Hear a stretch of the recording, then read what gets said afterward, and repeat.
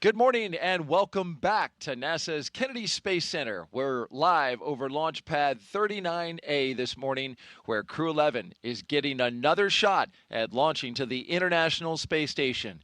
Yesterday, weather stood in the way, but today, we're back. Astronaut Nick Hague is back. We are in position for an 11:43 a.m. Eastern launch. Let's go.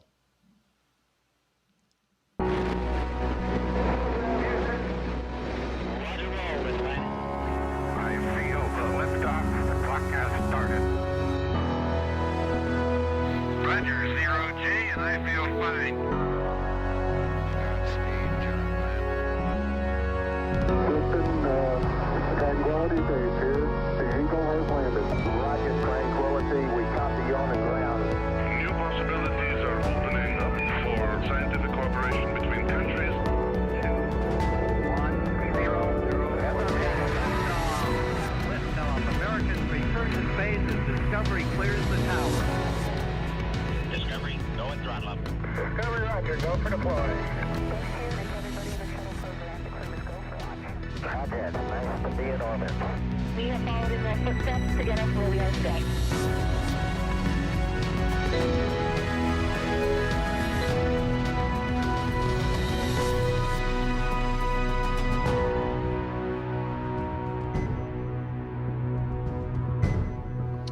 Welcome to this planet's premier spaceport. This is a live look at Pad 39A, the very same pad that sent Apollo to the moon, now launches crew missions to orbit.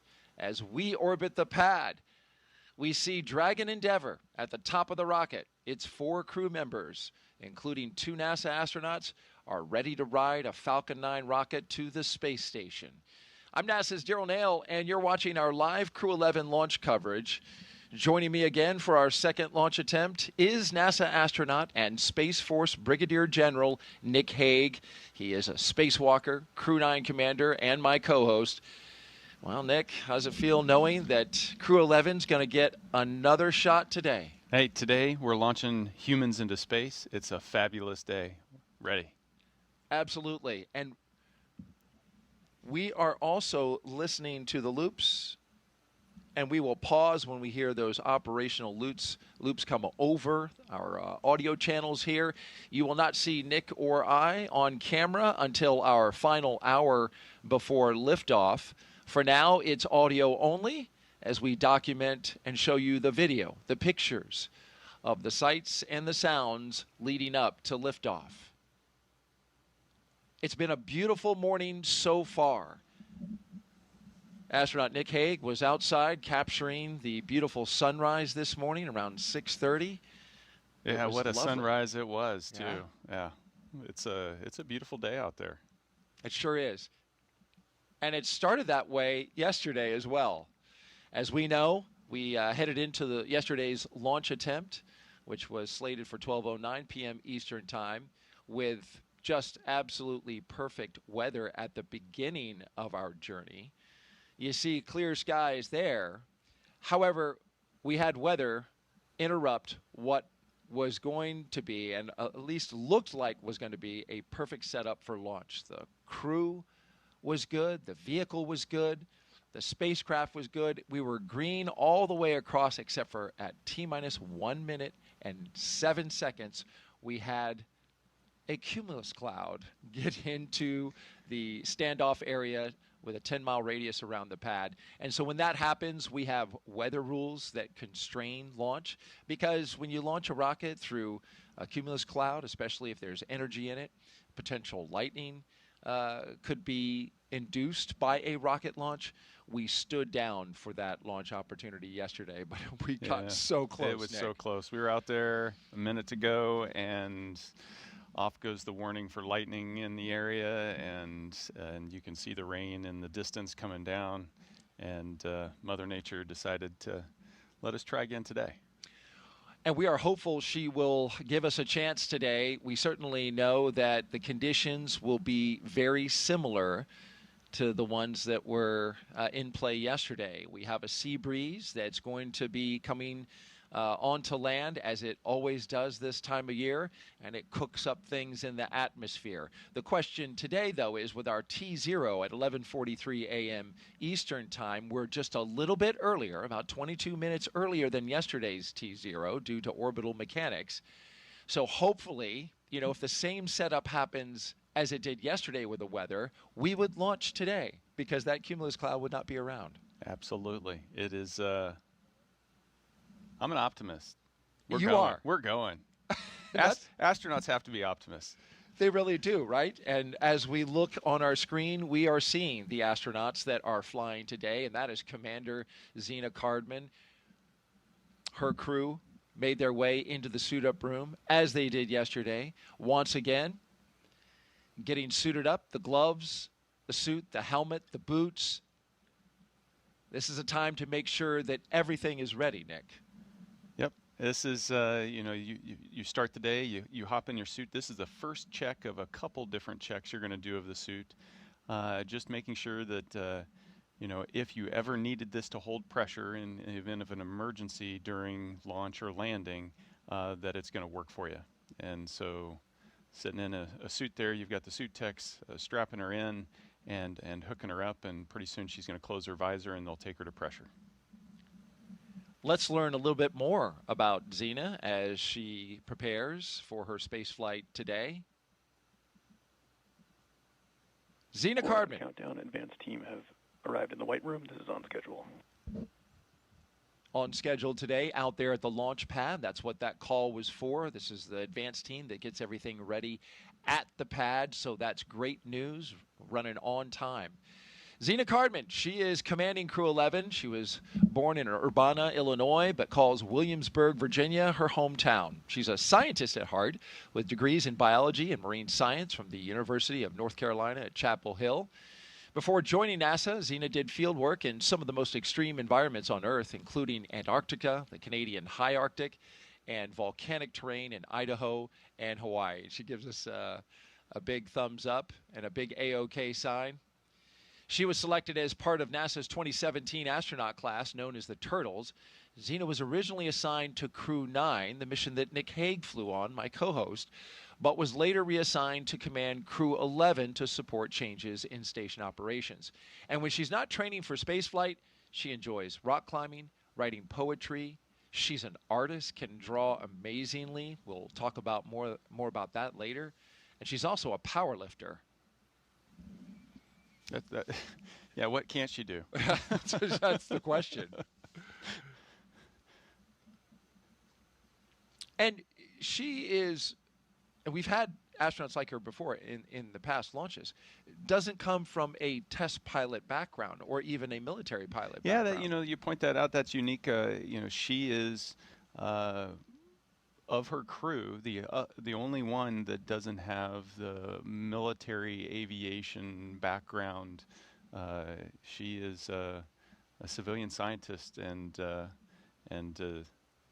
quite capable by everything that you listed out. Fascinating that she is leading these military pilots in this endeavor. Yeah, absolutely. Shows that leadership comes in all forms. Absolutely. Next up, our Crew-11 pilot. Speaking of military pilots, NASA astronaut Michael Fincke. He's a Pennsylvania native and a veteran of 3 previous space flights, spending more than a year of his life in orbit. He first flew to space in 2004 as a flight engineer on Expedition 9. He then returned in 2009 to command Expedition 18, where he helped prep the station for future 6-person crews. In 2011, he took part in the second to last, the penultimate flight of the Space Shuttle Endeavour, STS-134. But it was the final flight of Endeavour itself, logging 3 more spacewalks along the way. Fincke's also been a key player in NASA's commercial crew efforts, supporting development of the Boeing Starliner. He served as a backup pilot for a crew flight test, helping shape Starliner's avionics and software from the ground up. He also co-hosted a launch broadcast, so we all got to know him really well during his time serving as a co-host. Outside of spaceflight, he's a passionate learner into geology, astronomy, reading, and languages, and he's conversant in both Japanese and Russian, a skill that comes in handy on the international space station. He's also a kind of a favorite of the Commercial Crew program because they work with him so much in the lead up to putting Dragon and Starliner on that path to becoming vehicles that travel to the space station. Yeah, absolutely. He has been at the heart of the development of Commercial Crew programs capabilities over the last decade. His heart and soul is in this program, and his fingerprints are all over it, and it's exciting to see him taking one of those for a ride. It's been 14 years, a long time waiting for him since his last flight, but he's hung in there. Yeah, he more than hung in there. He's been hard at work, so this is going to be a great day. Our mission specialist for Crew-11, our first one, is Kimiya Yui. There he is, representing the Japan Aerospace Exploration Agency, or JAXA. A former test pilot and Air Force officer, Yui graduated from Japan's National Defense Academy in 1992 and rose to the rank of lieutenant colonel in the Japanese Air Self-Defense Force. He was selected as a JAXA astronaut in 2009 and made his first trip to space in 2015, spending 142 days aboard the International Space Station as part of Expeditions 44 and 45. During that mission, he made history as the first Japanese astronaut to capture JAXA's H-2 transfer vehicle, a crucial piece of cargo hardware. He also helped build out a new experimental module inside Kibo, Japan's laboratory on station, and carried out 21 experiments on behalf of JAXA. In 2016, Yui was named chief of JAXA's astronaut group, and today he is on his way back to space. And Mike Fincke calls him the wise one. Well, you can see why, or his experiences show that he has that wisdom that he brings to the job. But he also has a good sense of humor and a great personality. So Kimiya is an amazing guy and fun to always work with when you get the chance. Rounding out our crew, mission specialist Oleg Platonov, flying to space for the very first time. And there he is. He's a cosmonaut with Roscosmos, Russia's space agency, and a graduate of the Krasnodar Higher Military Aviation School of Pilots. That's where he earned a degree in engineering and the rank of lieutenant. Platonov completed his cosmonaut training in 2018 and was certified as a test cosmonaut that same year. Earlier this year, Roscosmos announced that he would launch to the International Space Station aboard a Crew Dragon as part of Crew-11. That marked a new chapter in international collaboration. He is married, has one child, and today begins his first journey to space, weather permitting. Yeah, and so Oleg's in the newest class of cosmonauts over there, and I've had the chance to cross paths with him a couple times. He has just got an amazing personality. Core on countdown, side hatches open, on schedule. Continue to be on schedule. That's good. And he's got a great sense of humor. He loves to crack jokes, and is just a really great guy. Mike Fincke says he's funnier than he is, than himself. Which is Mike's a funny guy, so that's a pretty high bar. And he knows it, apparently. Well, if you're watching right now, we would love for you to be part of the show. And so just send us a note, send Nick a question. We'll be looking at those throughout today's broadcast. Just send it to us via our media platforms on X, Facebook, YouTube, or Twitch, and use the hashtag AskNASA. We'll be answering those questions live as we count down to launch. So don't be shy. Jump into that conversation. Nick wants to hear from you. We want to get your questions answered. Yeah, absolutely. I think we only got to like 4 questions yesterday. I'd like to get to 10 times more. 10 times more? Okay, maybe what? Double. If we can squeeze in double, Double? that'd be awesome. Okay. Challenge to the broadcast team. All right. Well, the challenge has been laid down, folks, as we watch Mike and Kimiya and Zena pose for pictures. The location we're at is the astronaut crew quarters. This is the suit-up room inside the operations and checkout facility. This is about a 20-minute drive from the launch pad. And this is where the team gets ready. This is their second time going through this routine. So given that, Nick, do they get any quicker as they get ready? Well, they're definitely more comfortable. You can tell that today. So this is the third time that they've gone through this process in the last week. You had dry dress, and then yesterday. Suit up and leak checks are complete on schedule. Yeah, and as we can tell, they passed their leak checks because they're doing photo ops in the suit up room. But after going through a scrub, the next day, everything's pretty fresh. The nerves aren't there as much. You still have that blender of emotions that you're going to be going through, but you're ready to go. And you can tell the mood is positive and they are excited. I do sense that more relaxed vibe inside this room than it was yesterday. It seemed like there maybe was a little more nervous energy, but just like you said. This is LD on countdown with a situational briefing. Currently, all bottles are at MEOP, and earlier Dragon Gyro Compass alignment was completed and passing. We remain on track to an 11:43:42 a.m. Eastern T0. Both NASA and SpaceX have completed the COLA screening process with no COLA conjunctions at our current T0. The advanced team is at the White Room, and the side hatch is open, and they're making preparations for receiving the crew. The crew's ongoing suit up at the ONC building. Launch site weather for today was briefed earlier at 40% POV due to the cumulus cloud rule, and we'll be monitoring the chance of convective activity near the pad. Reminder to use procedure 52.911 crew contingency procedures for any required crew contingency action in today's operations. Overall, Falcon, Dragon, and the pad remain healthy. Pending any questions, that concludes the brief. Well, that was a brief from SpaceX's launch director for today. You heard the weather mentioned, 40% probability of violation, so that puts it at 60% go for today. That is a lower chance of go than we had even after the LWO put out his weather forecast yesterday, initially starting it off at 25% POV. That has increased to 40% due to the arrival of those sea breeze, that sea breeze activity, that convective activity he talked about, which will happen along the coastline. We'll talk more about the weather in a bit, but first we want to talk about one of the support folks that's here inside the room as part of the team. You can see that most everyone there in the room wearing a black ninja suit, they are SpaceX employees, except for this gentleman right here, number 30. That is NASA astronaut. Countdown, LIO installation is complete on schedule. That is NASA astronaut Marcos Barrios.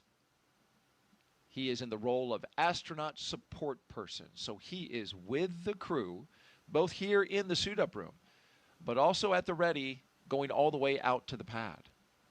Yeah, Marcos will be with them all the way until they crawl in the capsule, and he is the crew office, the astronaut office representative as part of the pad crew.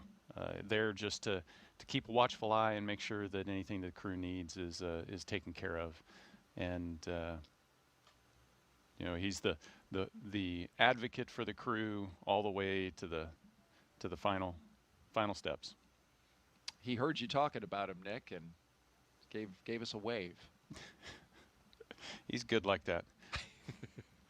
And so now the crew is sitting in their recliners, taking a load off. Those recliners, to me, they harken back to the space shuttle days. Remember when those guys were getting ready, they sit in a big recliner and looked like they were kind of relaxing, taking it easy. Yeah, nice and cozy. I don't know. Maybe I'd be standing up if I was going to be strapped into a chair for the next 3 hours. We should stand up more from time to time since we were strapped to these chairs for 6 hours yesterday. Yeah, it's good to stretch the legs. You can see the chief of the office, Joe Acaba, there, providing some last words of wisdom, I'm sure. At Astra, above the exit doors there inside crew quarters. And so in order to meet Nick's goal of social, we're going to jump right into it. We mentioned earlier we want you to be a part of today's launch coverage, so we're taking questions. And the first one we have is from Annie Gonzalez, who asks, what did the astronauts eat this morning, Nicholas? Yeah, that is a great question, and it's very dependent on the particular astronaut. I actually don't know exactly what this crew ate this morning, but I can tell you that it tends to be a fairly light meal, something that's pretty hearty and that's going to stick with you, typically high in protein. Just because that fills you up and gives you kind of the longer blast of energy that you're going to need. Because the next time they're going to be able to eat isn't for another 6 to 7 hours. They've suited up here. This takes some time. They're going to go out and strap into the rocket, and then it's going to be several hours before they launch. And then after they launch, from liftoff, maybe 45 minutes after liftoff, until they get out of their suits and have an opportunity to eat. So it's a good 6 to 7 hours that you're going to go before your next meal. So they want something that's going to stick to their bones. And you had heard what they ate a couple nights before. Yeah, we get this opportunity to select, our favorite meal, if you will. And the crew, 3 of them had steak as their penultimate dinner. And one of them had ramen and a corn dog. I'll leave it to the audience to try to figure out which one's which.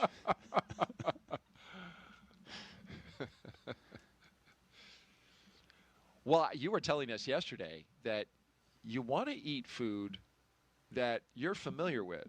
Yeah, you don't want to shock the system. Right. You're about to adapt to microgravity, and that's a big enough shock. You don't want to change up your diet a couple days before.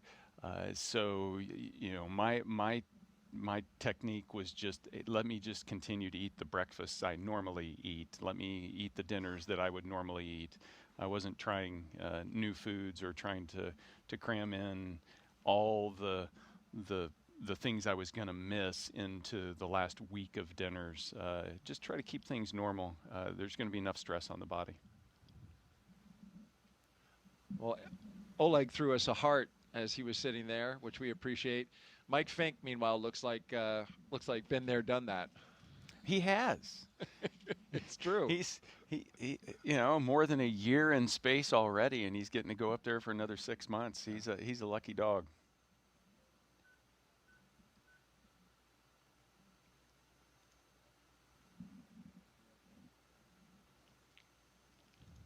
In preparation for the mission, this crew, of course, like all crews that we see their mission patches that we're looking at right now, going all the way back to Demo 2. Look at that. Demo 2, Crew 1, 2, 3. Axiom is in there as well. Yeah, you can see all of the crewed missions where they did a suit leak check in that chair. And so each of the 4 chairs has a slightly different version. You see that you don't see a Crew 9 on there. Alex and I only used 2 of the 4 chairs. So we only zapped the 2 chairs that we were in. But all along the way, little places where you leave your mark of, we were one of the missions, one of the many missions, and definitely not the last mission to come through this facility, whether that's signing the wall in there just outside the crew quarters suit up room, or putting patches there on the suit leak chairs, or even signing the white room wall. You leave your marks along the way. And they left those marks yesterday during the launch attempt in many places, including on the wall inside the white room. Won't have to do it today. But yesterday also essentially served as yet another dress rehearsal, one that, if you count it with the training, would be a substantial amount of preparation for today's launch. Let's look back a little bit at some of their training. Nick, talk us through what we're seeing here with Crew-11's preparation. Yeah, some of the launch training, a lot of our training is stuff that, what do you do when things go wrong? And so this is an example of some of the search and rescue training that crews will go through learning how to use their survival. Their water wings. Yeah, their water wings, their survival equipment, how to get into their rafts, how to call for help with the search and rescue forces from the Department of Defense, Det 3 that's going to come out there and rescue them should they have to put down in a place where they weren't planned. Additionally, you've got emergency training on the inside of the space station, obviously how to do spacewalks, and then when you have a really bad day, we need to be able to provide medical care, and so how do you provide CPR in space? Not a simple thing to do when you're floating in microgravity. No, I would imagine not. It takes. Don't you have to brace your back against something in order to create the force? You do, and depending on the person, you come up with different techniques. So there are straps where you can strap yourself down to the ground. Some people will just put their feet on the ceiling above the person and then just push straight up. Push straight up, wow. which is down on that person. Sure. Yeah. Yeah. Whatever it takes to get it done. In that moment, whatever it takes. Right.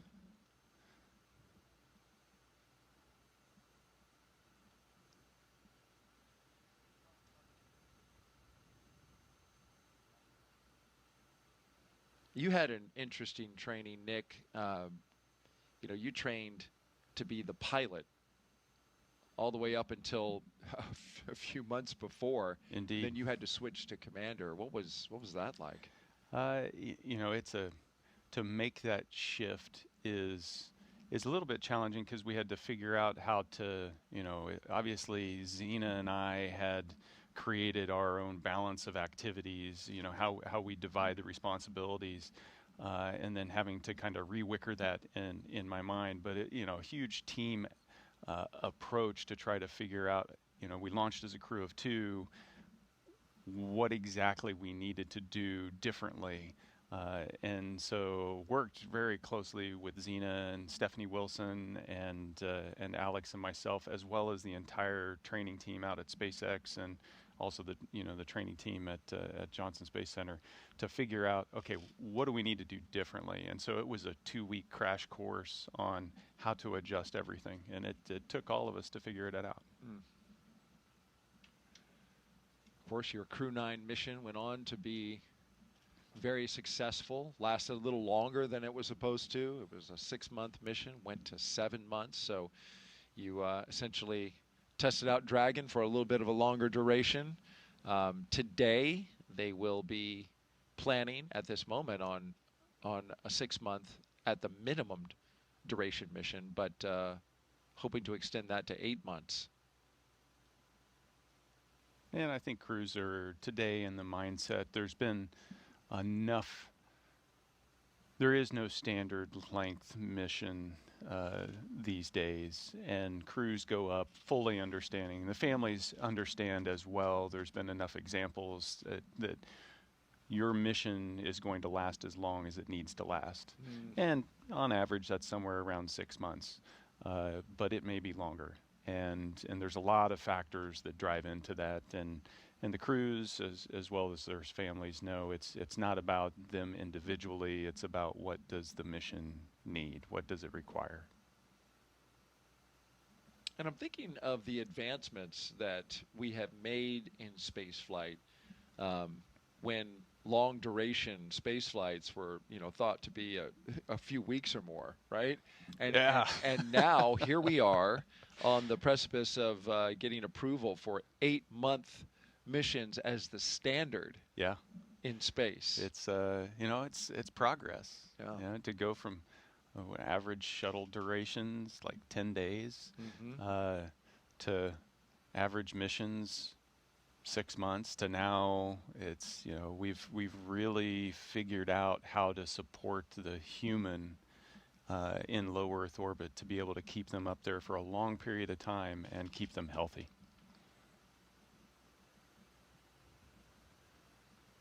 Zena there getting hooked up to an umbilical that provides some cool air, which is nice when you're in a suit that is completely sealed all the way around, with the exception of the helmet at this moment.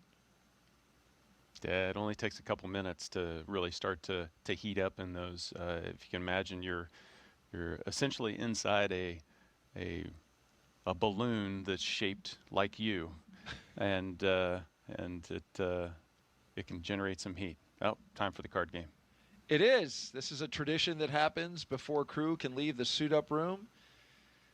And so you've got the chief of the astronaut office, Joe Acaba, there. We did this yesterday. We're going to do it again today. And then, of course, you have the crew on the other side. Every crew does this before they leave. And the goal here is for the crew commander, which is Zena Cardman. She's third from the left for the crew members, to lose the card game, lose to the commander. You want her to lose because you want to get rid of bad luck. But yesterday we saw Zena win hand after hand after hand, so we had to go, I think, 7 hands before she lost. But that's what we're waiting for, is for her to lose, right? Yeah, and we'll see how lucky she is. Well, that looks like a low card.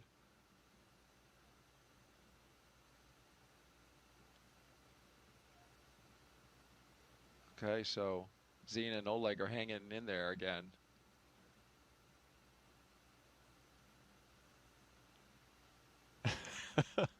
Okay, so Zena lost. Her bad luck is gone. And now we're just waiting for the mission specialist, Oleg Platonov. And he loses. he loses and they applaud. Yes, well, you know, time-honored tradition. Absolutely. And that's the way it works. All right, fun and games are over. Now it's time to go launch to space. Let's do it. All right, as we head out of the astronaut crew quarters room, we bring you live to their destination, the temporary destination at least, the launch pad at 39A, where their Falcon 9 rocket stands ready again.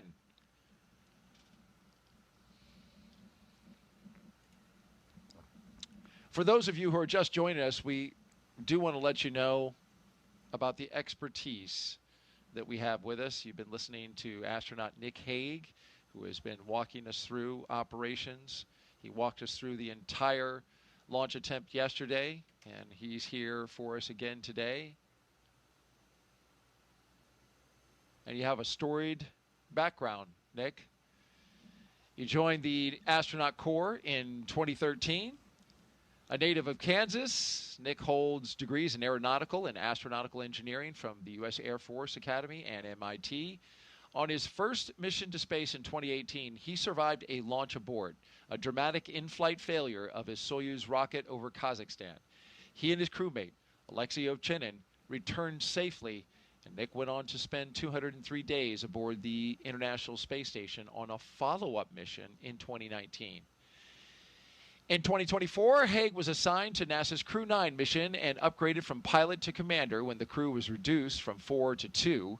The change enabled integration of NASA astronauts Butch Wilmore and Sonny Williams, who returned to Earth aboard Crew-9 with Nick following the uncrewed landing of Starliner.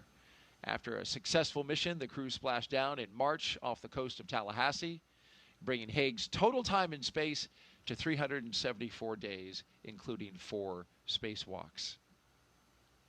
That's an impressive resume with, as we learned yesterday, a lot of stories to tell along the way with such variety and adventure.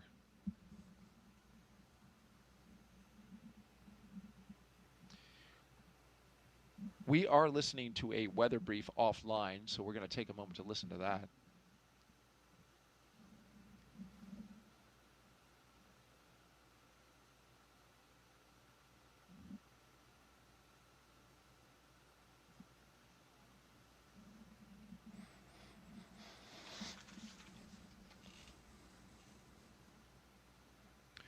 Okay, so we just heard an update from the launch weather officer on his plans to update the launch team on the weather. And what he told the SpaceX launch director is that they will have a weather brief at L-2 hours to assess the weather conditions today. There is concern about the possibility of pop-up cumulus clouds and storm clouds in the area, but the launch team felt good enough at L-8 hours today, which was around 3:43 in the morning, when they held their first weather briefing of the day, to proceed forward. But they are monitoring this closely, Nick. Yeah, and this is good news, right? We feel comfortable enough that we will continue to. We've got an opportunity, we've got a chance, so we'll continue to march down the timeline. As soon as they feel like it's not going to pan out, that they're gonna knock it off and scrub for the day. So this is positive news. L-2 hours will be 9:43 a.m. And so we will listen in again for that update, which is important in this launch flow because 2 hours before gives you plenty of time to discuss and look at the conditions, talk about all the data as you prepare for the moment where you cannot adjust, and that's the beginning of tanking at T-minus 35 minutes. Once that kicks off, then you are on your way unless you call a scrub. Yeah. Yeah, no, there's once you start to tank up the rocket, now you've armed the launch escape system, the crew's strapped in, and now you have to undo all that. So there's negative work. So you really don't want to go past that point unless you're reasonably confident that we can get this down to T-0 and lift off. You're looking now at an elevated position from our flight operations team. Our Kennedy Space Center helicopter getting us a good shot outside the operations and checkout building. This is the facility where we saw the astronauts suiting up on the inside. This is where they walk out to their awaiting vehicles. They are 3 Teslas, 1, 2, 3, with the license plates that say live, laugh, launch. Those are good words. Especially the last one. There it is. We got two of the 3 yesterday. We did. we did. But it begs the question, Nick, where did the love go?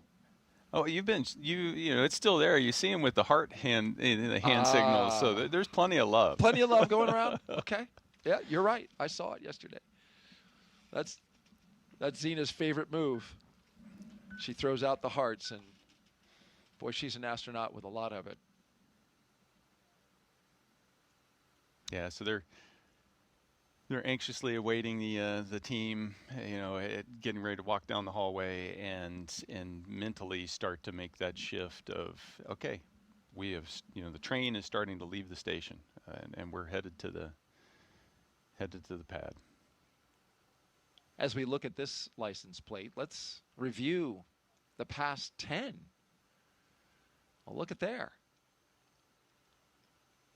One of my favorites is Later Earth with the 8 in there from Crew-1. I like Blast Off with Crew-5, using the 5 as an S. You have Bye, Crew-7. I don't think you held that long enough. I didn't. Bye. There you go. 7 letters. It's funny. Jessica Meir said the same thing. Daryl, you didn't hold that long enough. From her, I kind of get it. From you, that surprised me. And hey, there's yours. You were ready for it. Ready for it. And you had to be ready for it, man. You were dodging a hurricane, and all kinds of stuff was going on with your mission. Every mission's unique. Every crew is ready for it. It's true. There's a huge team on the ground making sure that we are. Yes. I'm going to stand up, Nick, to kind of stretch out. Okay, don't hit your head on the ceiling. I know. We're not on camera, so it's not a problem. If I do, just cover me if I hit the deck. I got you. Appreciate that. There's a look outside. The family and friends are gathering now, as they did yesterday. And you've been on a second launch attempt, albeit with very different circumstances surrounding it. But when you do it again, hey, this is a chance to say goodbye again. Yeah, it's this weird mix of feelings because you've said goodbye yesterday and now you're going to say goodbye again. But you also want to take that opportunity because this is the goodbye, and the next time you're going to see your family is months from now. So it's still a special time.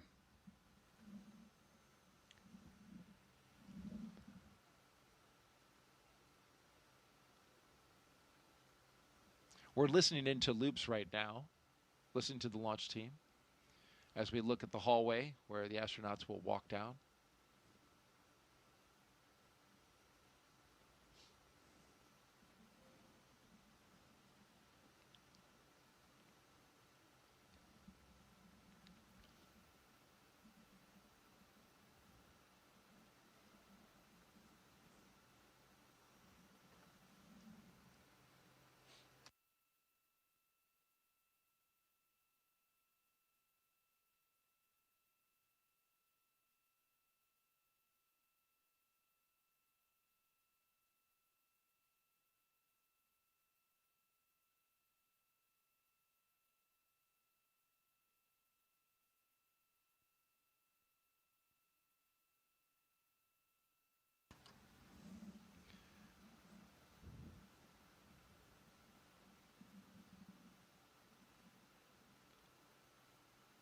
All right, nothing to note on the loops.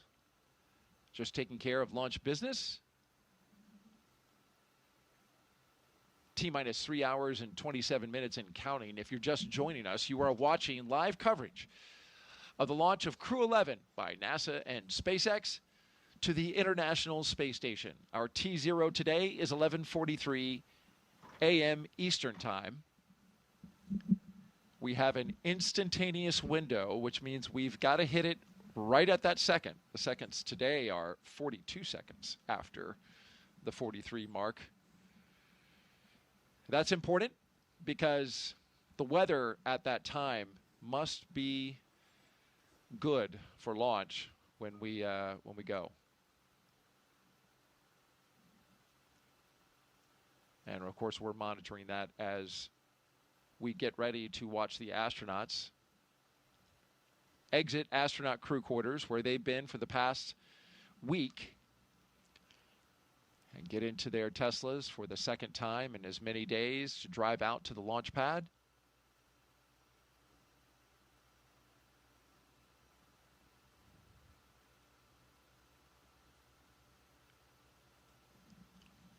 Were you able to find out anything about what the astronauts did while they were hanging out the past 24 hours? I traded a couple messages back and forth. Obviously, when they got back to the crew quarters, it was straight into debrief, because that's what you do with operations. You perform them and then you debrief them, because even yesterday you can learn things about the operations, and so they got the update on the weather and what caused the scrub, and then were able to get some quiet time and get recharged, and have an opportunity to connect back with the families again. Good. I needed a little time to recharge yesterday, Nick, after that 6 hour I tell you what, behemoth. Daryl, you exhausted me.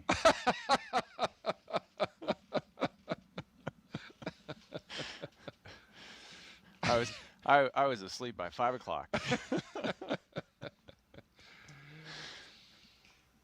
Well, it was a long 6 hours, and we counted down from starting at T-minus 4 hours and 10 minutes, and we went all the way to just before T0, just a minute before. And then, of course, we documented the astronauts' journey as they detanked the rocket, egressed the capsule, and made their way back to astronaut crew quarters. All right, here they come. Here we go again. Crew-11 walking the hallway. Zena Cardman, Mike Fincke, Oleg Platonov, Kimiya Yui, ready to do it again. Into the elevator they go, getting ready to begin their journey to the launch pad.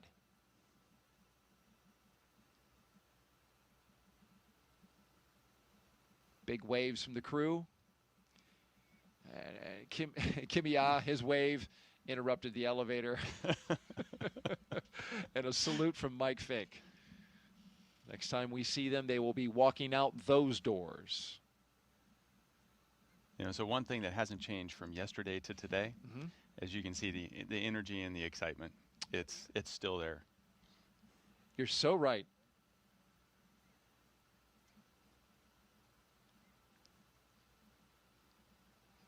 Because after all, at the end of the day, it's another attempt to try to go to space. And that is just... Yeah. And as a crew, you're in the mindset, we're going. There's no question about it. And yes, the ground crew is going to make their calls and make sure that everything's safe. And just like yesterday, they may step in and say, hey, we can't. But from a mindset perspective, the crew is going. And so they're leaning forward and ready to go. Great knowledge and insight from our astronaut co-host, Nick Hague, a brigadier general with the Space Force and a NASA astronaut. We're talking traditions and mindset. Let's talk about one of the many. Here's another one, the signing of the mission patch. There's Zena Cardman. This was a couple days ago. This is a tradition where they slap yet another mission patch on the wall. This one's great, though. Look at Kimiya. Look what he does. Zing! Off we go. Or was that Oleg? Yeah, that's Oleg. Oleg yeah. was the one that did that. It's got some flair. Yeah, that's some pizzazz. You know, and these little things it connects you to the legacy of our human spaceflight program. And so it's very important from a crew perspective to feel connected to that, that you're one small piece of that larger picture.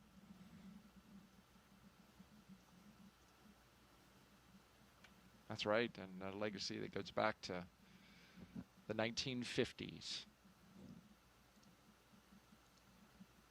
here on the Space Coast.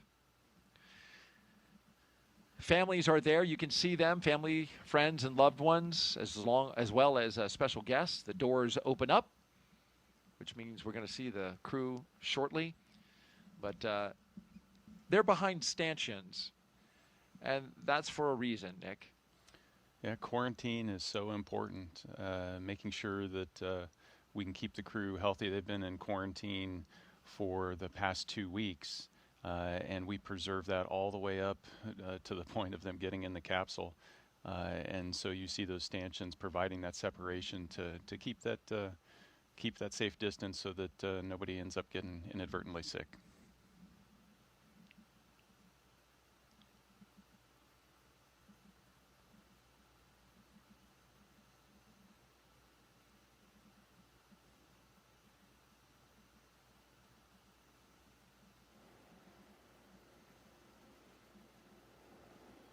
We focus on the doors now here at crew quarters. And here they come. Crew-11 walking outside for the final time before launch in hopes of starting a mission years in the making.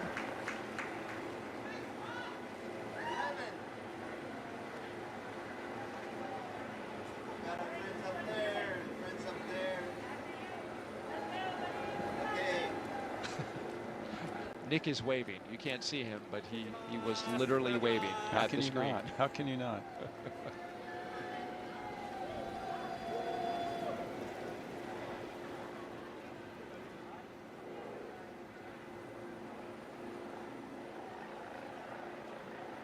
Our crew today, Commander Zena Cardman, pilot Michael Fincke, JAXA astronaut Kimiya Yui, and Roscosmos cosmonaut Oleg Platonov. I corrected my pronunciation yesterday, and I slipped back into Americanizing. Crew walkout has commenced on schedule. Everything on schedule.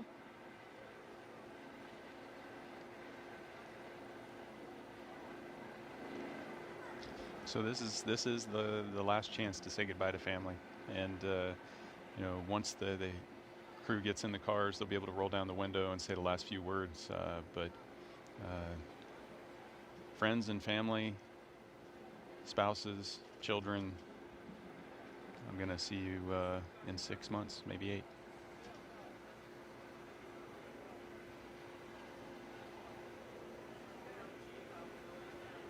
Core on countdown. Advanced team is complete with preps and ready for crew arrival. On schedule. So we've gotten the word that the crew can pull out from their location. This looks like you can have even a little conversation at this point. Yeah, you know, last little, you know, these are the things I forgot to do at the house that I need to remind you about. No, it's a chance to say those last few words. You know, for me, those words always failed to fully express the emotion that you have in the moment. You're excited to go, but you're also a little sad to know that you're going to be separated from friends and family for that long. And you know what they're feeling as well, which is, you know, family is in a different position. Yeah, you know, they're bystanders and they get to watch this, which is definitely a different perspective than being in the seat and in the middle of the operations.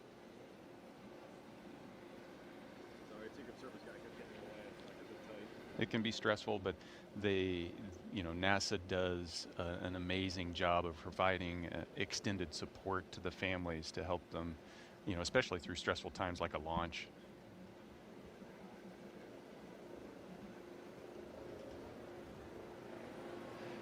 There go the doors. I saw another heart sign. We should have counted.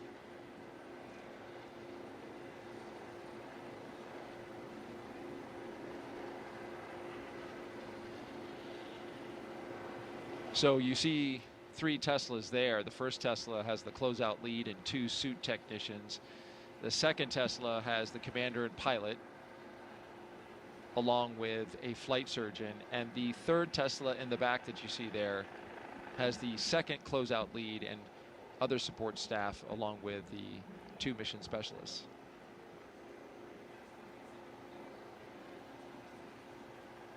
And here's that moment you were talking about, Nick.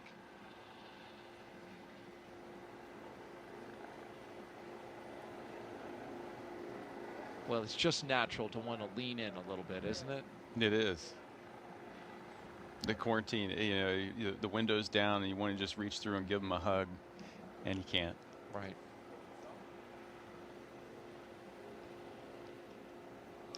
Well, they're queuing up the playlist. Songs that they will listen to on that 20-minute journey. I see Jessica Watkins from the astronaut office, fellow astronaut. They're taking some pictures. She's in the blue flight suit on the left. Yep, and we've got, you know, astronauts assigned to each of the families to provide them that support. And it means a lot for the crew member that's launching to know that you've got one of your colleagues, one of your friends that's there to take care of the people you hold most dear. No.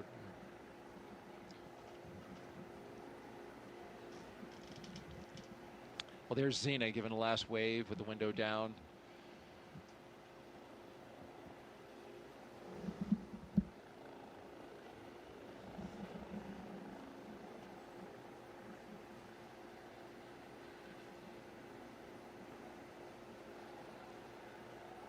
You know, there's lots of mixed emotions when you're launching, and you know, this is one of those moments where it's lots of smiles and energy, but there's also, you know, teary eyes. Right. All right, to big cheers, the crew is pulling out. Crew-11 on the road to launch pad 39A. Let's take a moment now to hear in their own words from each of the crew members, and we begin with the commander, Zena Cardman, as she shares her path from field science to spaceflight. It's really important. Normally these suits are never pressurized except during leak checks, but in the event of an emergency, they may need to pressurize, and if they don't pressurize in the right shape, it can lead to injury of the crew member.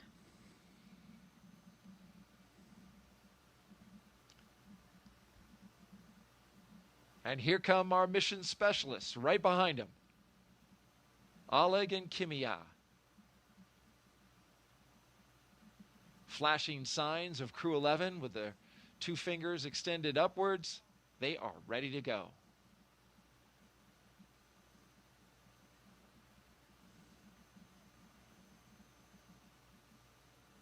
You know what I love about the view you were talking about it earlier that we can see out the windows there is that with the exception of, the occasional launch pad and building and stuff, this is a pristine wildlife refuge that just goes on and on and on. So it's natural Florida the way it was before, it became populated. Yeah, and it's that that stark contrast of nature and then this technology, like the most sophisticated thing that humanity can do, plopped right down in the middle of it, and that juxtaposition is just it's eye-catching.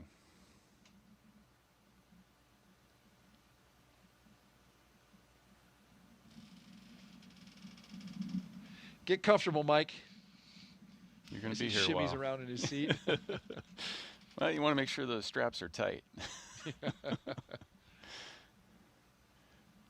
Yeah, so you can see the pad crew strapping them inside, but then also outside. Some of the things that you wear on the way to the launch pad are there to protect you from getting FOD in the suits or debris in the suit. So there's a cover that goes on the umbilical port on the leg. There's some covers that go on the bottoms of the boots. Once you get to the white room, you take all that stuff off because it's clean at that point, and you're ready to get inside.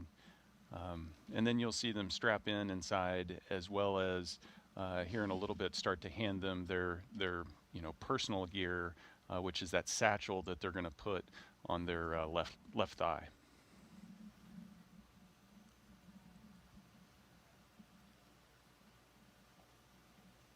If you joined us recently, you're watching NASA and SpaceX's coverage of the launch of Crew-11 to the International Space Station. Our T0 set for 11:43 a.m. Eastern Time. We are counting down, currently T-minus 2 hours and 47 minutes. We have the commander and the pilot seated in their positions. And we just saw the two mission specialists go into the capsule, and they are getting into their seats.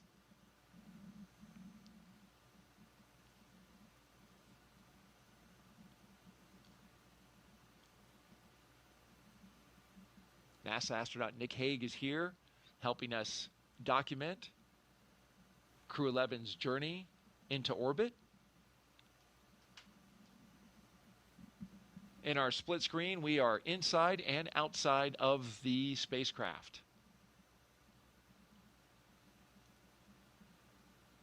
We're also taking your questions, so please send them in. #AskNASA. Nick has given us the goal of getting as many questions answered as we can, so let's fire up another one. Only 2 so far. Let's get move. out. There we go. All right. Felivi asks, what's your favorite movie that revolves around space themes? I love sci-fi movies. And so it's really hard for, I grew up on Star Trek and Star Wars and Doctor Who and all of that stuff. So I devour that stuff.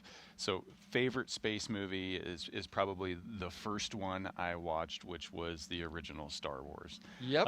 But you name it, I love it. They all get some aspect of space just so right, and they get other aspects wrong. and I can tend to look past the things that they get wrong. Lightsabers aren't something you think that... Not yet. Not yet.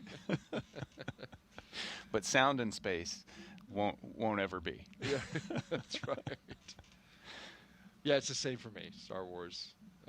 Not that I'm being asked, but I'm with you. That movie, when it came out, just...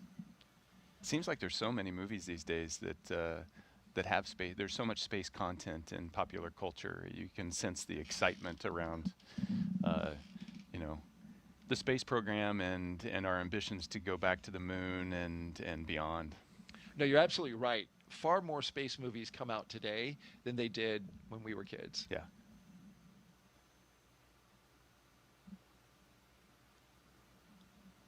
All right, Crew-11 now completely seated. This is their lineup from left to right. We have Oleg Platonov, Mike Fincke, Commander Zena Cardman, and Kimiya Yui.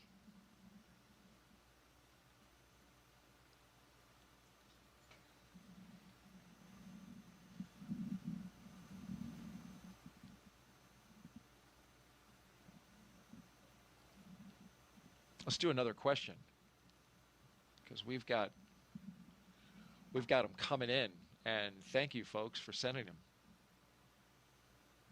Bennett asks, how do crew from different space agencies come together to train for a mission like this? And in this particular mission, you have the United States, of course, you have Japan, and you have Russia. So those are faraway places. They are, but the world is small, and the way we train is we train together. And so part of the job of an astronaut is traveling to different training locations. On the International Space Station, you have different modules.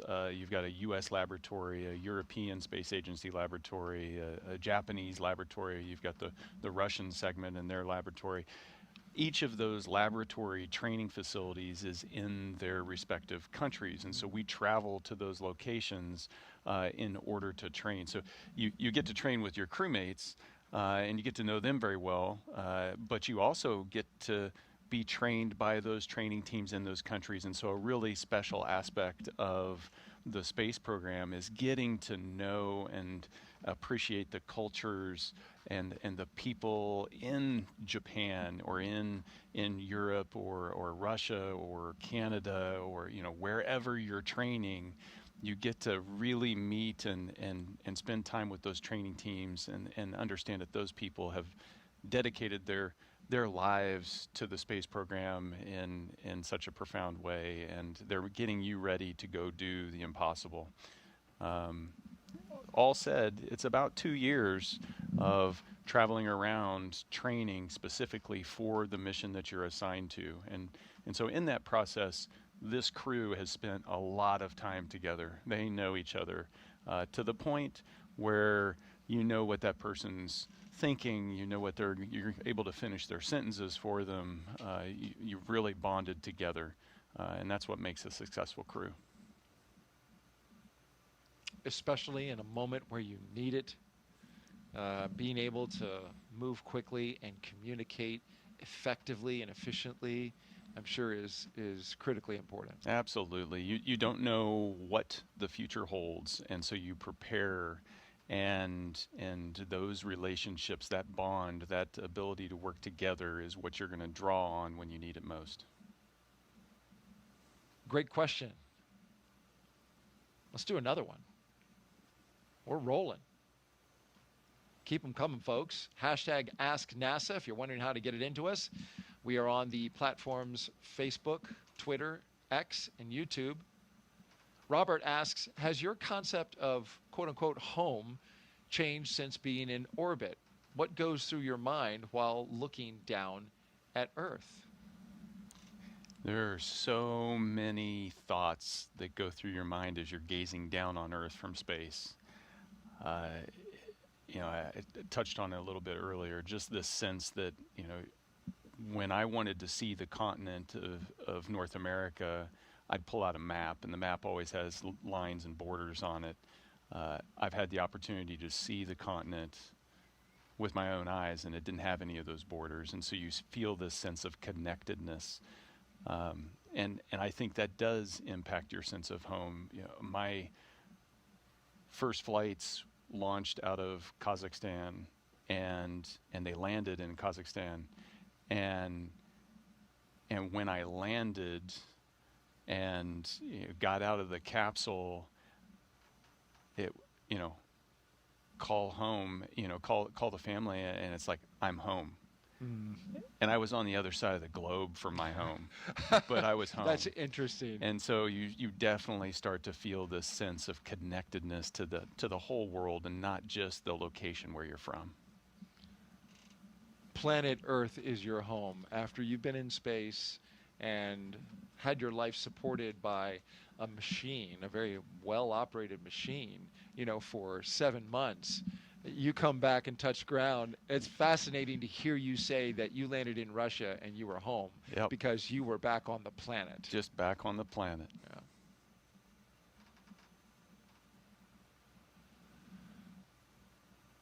Well, these 4 crew members are preparing as we've been watching them get ready for launch. The in the immediate future, they're getting ready for hatch closure. So the closeout crew that you see there is getting those final touches in place, preparing the crew with everything they need before they leave the capsule, because after all, they are strapped in, won't be able to move around. So any final placement of items or support equipment that they need, they're taking care of that right now. Yeah, there's lots of gear that you end up with on you once you're strapped in that you didn't have on you as you were heading out to the launch pad.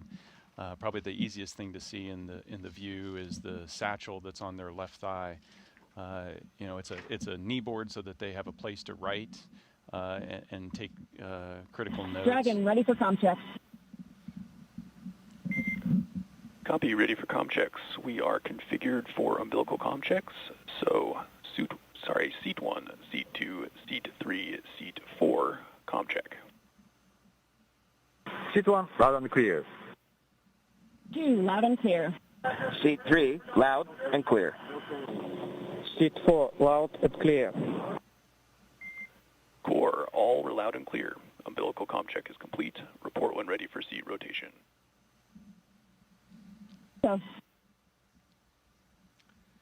So we're running ahead of schedule with that communication check with the core, which is the resource engineer that the crew operations resource engineer that communicates with all 4 crew members. And so they went through and we heard from each astronaut verify that they can communicate with the core. That's the first set of communication checks. We'll get another set, a much longer set later, as communication checks are established with the launch team at T-minus 2 hours and 19 minutes. We are running ahead of time because those comm checks normally happen at T-minus 2 hours and 30 minutes, but we're 7 minutes ahead. That's kind of understandable given this is the second time in 2 days that they've run through this procedure, so you can really tell they've got it down.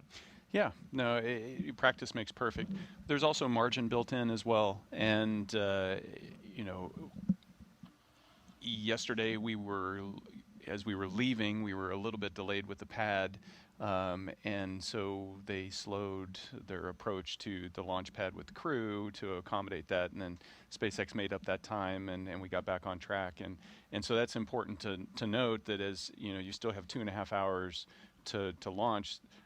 There are built-in margins that we create the opportunities to address any issues that pop up.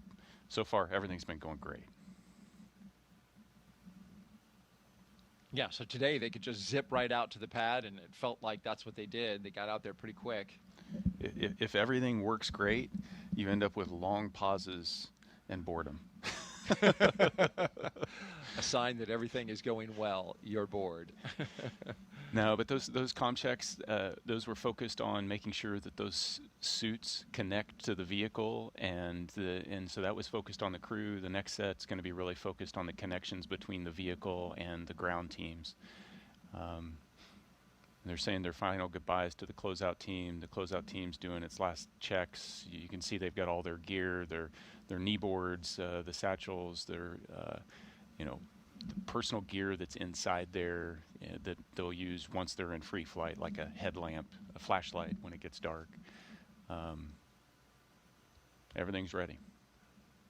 Throwing their hearts at the closeout crew as the closeout crew exits the spacecraft. And as they do that and begin to prepare that side hatch to seal into place, one last look. Our camera person getting a good view over the shoulders of the crew and into the capsule. That's a really special shot right there. Copy, Dragon. We will report when initiating.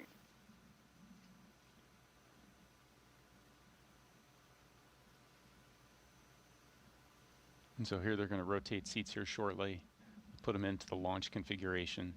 The next time those seats will rotate down, per the plan, is just after re-entry, once you've come off peak G, getting ready for shoot deploy. Dragon, SpaceX, initiating seat rotation. Copy.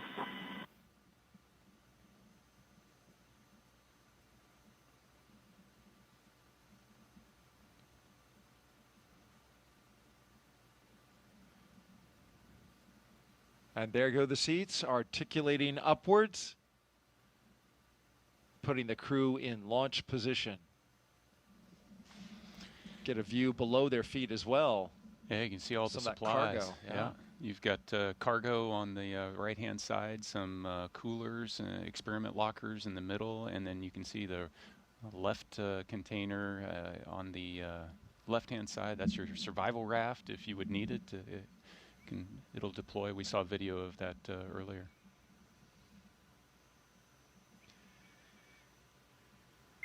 Dragon SpaceX. All right, Seats are in the out launch position. of the spacecraft we go. Great work by our camera person there, up on the launch tower. Dragon, you have a go for Section 2, suit leak check preparation. And a look at their signatures from yesterday. Copies. Go for When they Section signed 2. it, I see Oleg's. Yeah. It is unique.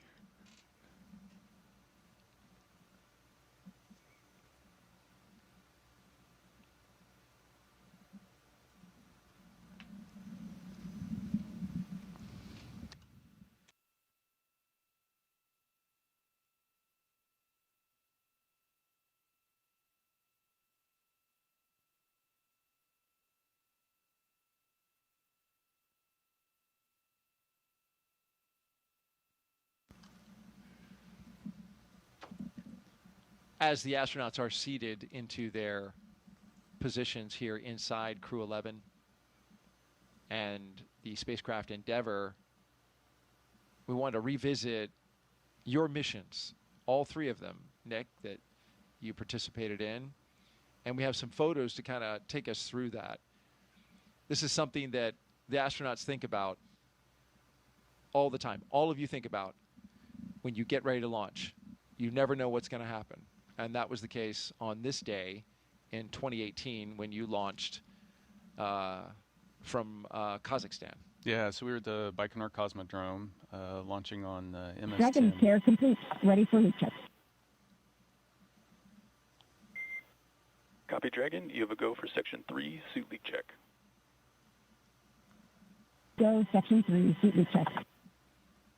Yet another check of the suits to make sure that they're working. They're important equipment. This picture is taken as we're getting ready to go up the launch tower to get on the elevator to ride to the top of the Soyuz rocket. And yeah, you know, our preparation is focused. 95% of our training is training for what to do when things go wrong, hoping that you're not going to ever need to use that training. Training for everything to go right is actually pretty boring training. And so this is an instance of, you know, you don't know what life is going to throw at you, and definitely on the first launch, we had a curveball.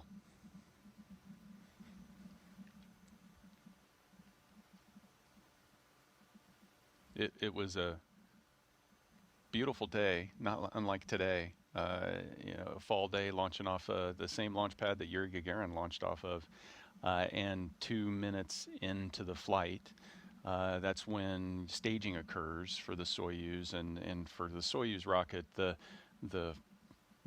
little external boosters on the lower half of the rocket are empty at that point, and then they gently separate and then propel themselves away. But on that day, one of them failed to propel itself away, and when you're 30 miles up going 4,000 miles an hour, the slipstream of the wind is strong enough that it forced that empty tank to impale the center of the rocket, and it disintegrated.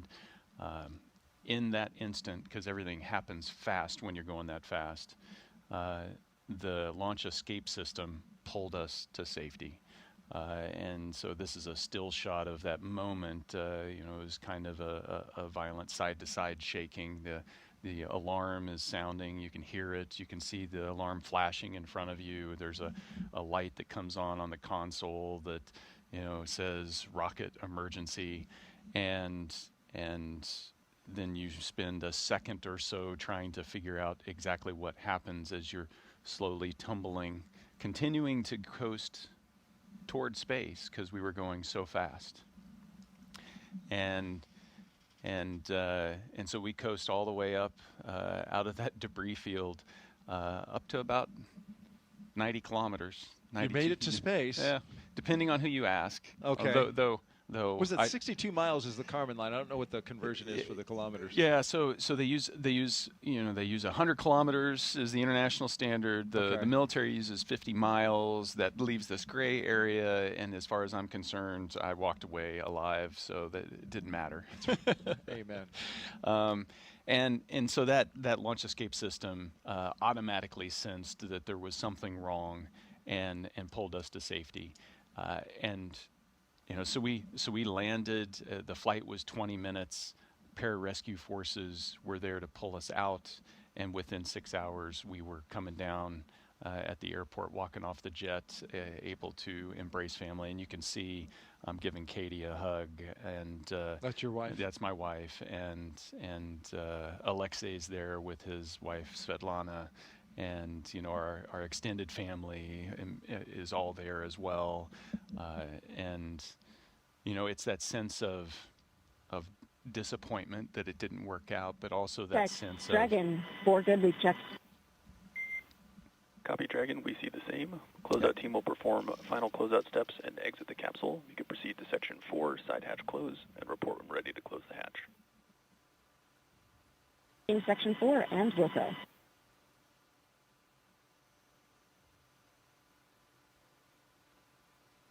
That's excellent news. Yes. Good suits.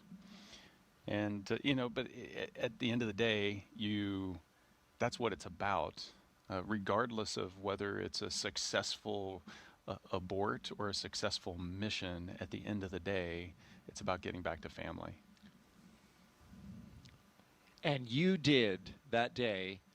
The launch escape system worked as it was supposed to. And it brought you back to your family, along with your cosmonauts, who was your fellow crew member, to his family as well. And that's why you train the way you do, is for moments like that. And it underscores the importance of safety, because this is a risky endeavor. It is. And, the crew members take that risk. The families take that risk right there with them. That's why we train. That's we talked about the SpaceX Dragon, crew are ready for side hatch closure. Copy, crew ready for side hatch closure. We talked about that before. That international aspect training as a crew. During the abort, Alexei and I didn't have to communicate directly to each other. Dragon, SpaceX, comm check. SpaceX Dragon, loud and clear. Core, loud and clear. Tetris comm check is complete. Stand by for comm checks with DC, MD, and LD in the launch configuration. All right, we have a long series of comm checks that we'll listen into here. Dragon, DC on countdown 1, comm check. DC Dragon.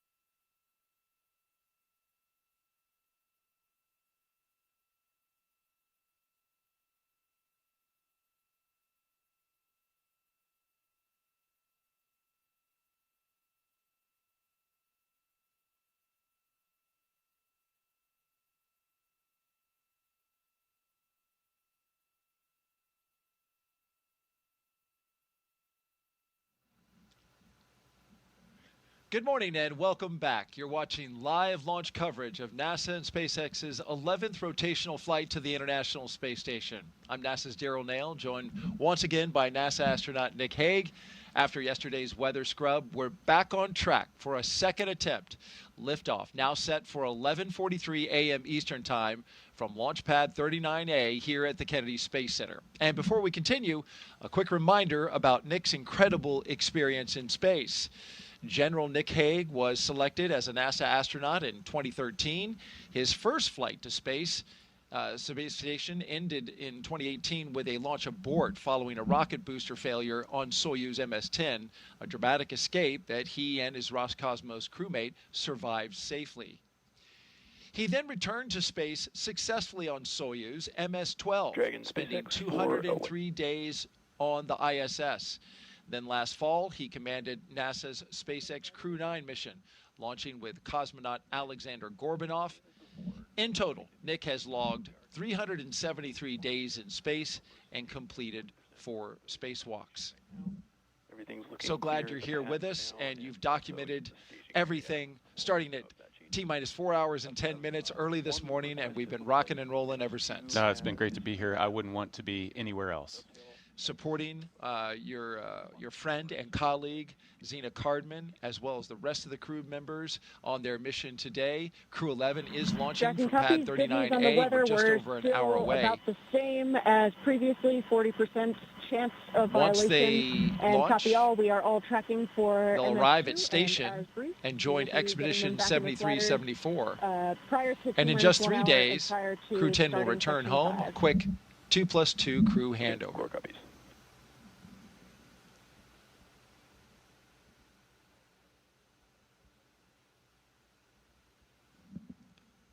So we had an update there about the weather. We had been monitoring that situation. The POV, which is probability of violation, still stands at 40%. That was the update they were giving. We are go, as Nick likes to say, 60% go for launch. Let's take you through Crew-11's launch day preparations so far this morning. After waking up and grabbing a bite to eat, the crew suited up inside the historic crew quarters, a tradition that dates back decades. SpaceX teams helped them into their custom pressure suits, and just like other crews before them and yesterday, they gathered around a table for a card game to burn off any lingering bad luck before launch. After that, they followed in the footsteps of every NASA astronaut since Apollo 7 in 1968 by walking out to greet a crowd of family, friends, and supporters. Then it was into their Teslas for a security escorted ride out to Launch Pad 39A. It took about 20 minutes to get out there. Of course, a journey filled with excitement and anticipation for a second attempt. They got a look at their rocket, stared up at it, and then walked across the crew access arm and into their spacecraft. And we've been monitoring them ever since.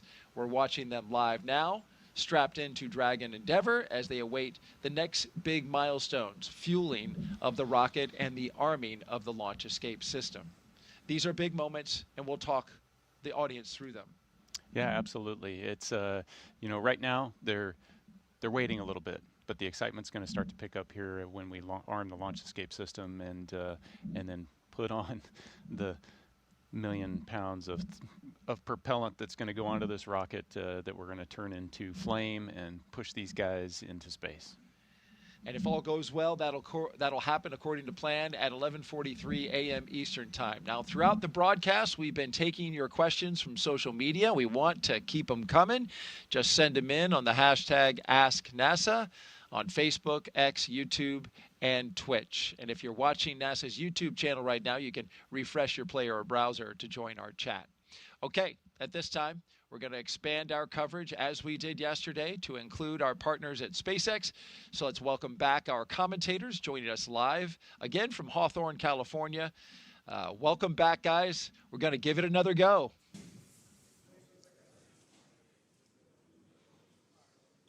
Thanks, Daryl. It's great to hear and see you guys once again. And like you mentioned before, keeping an eye on the weather is going to be the name of the game today. I'm Joseph Zakshescu with NASA Communications. And I'm Somi Srivastava, a certification engineer here at SpaceX.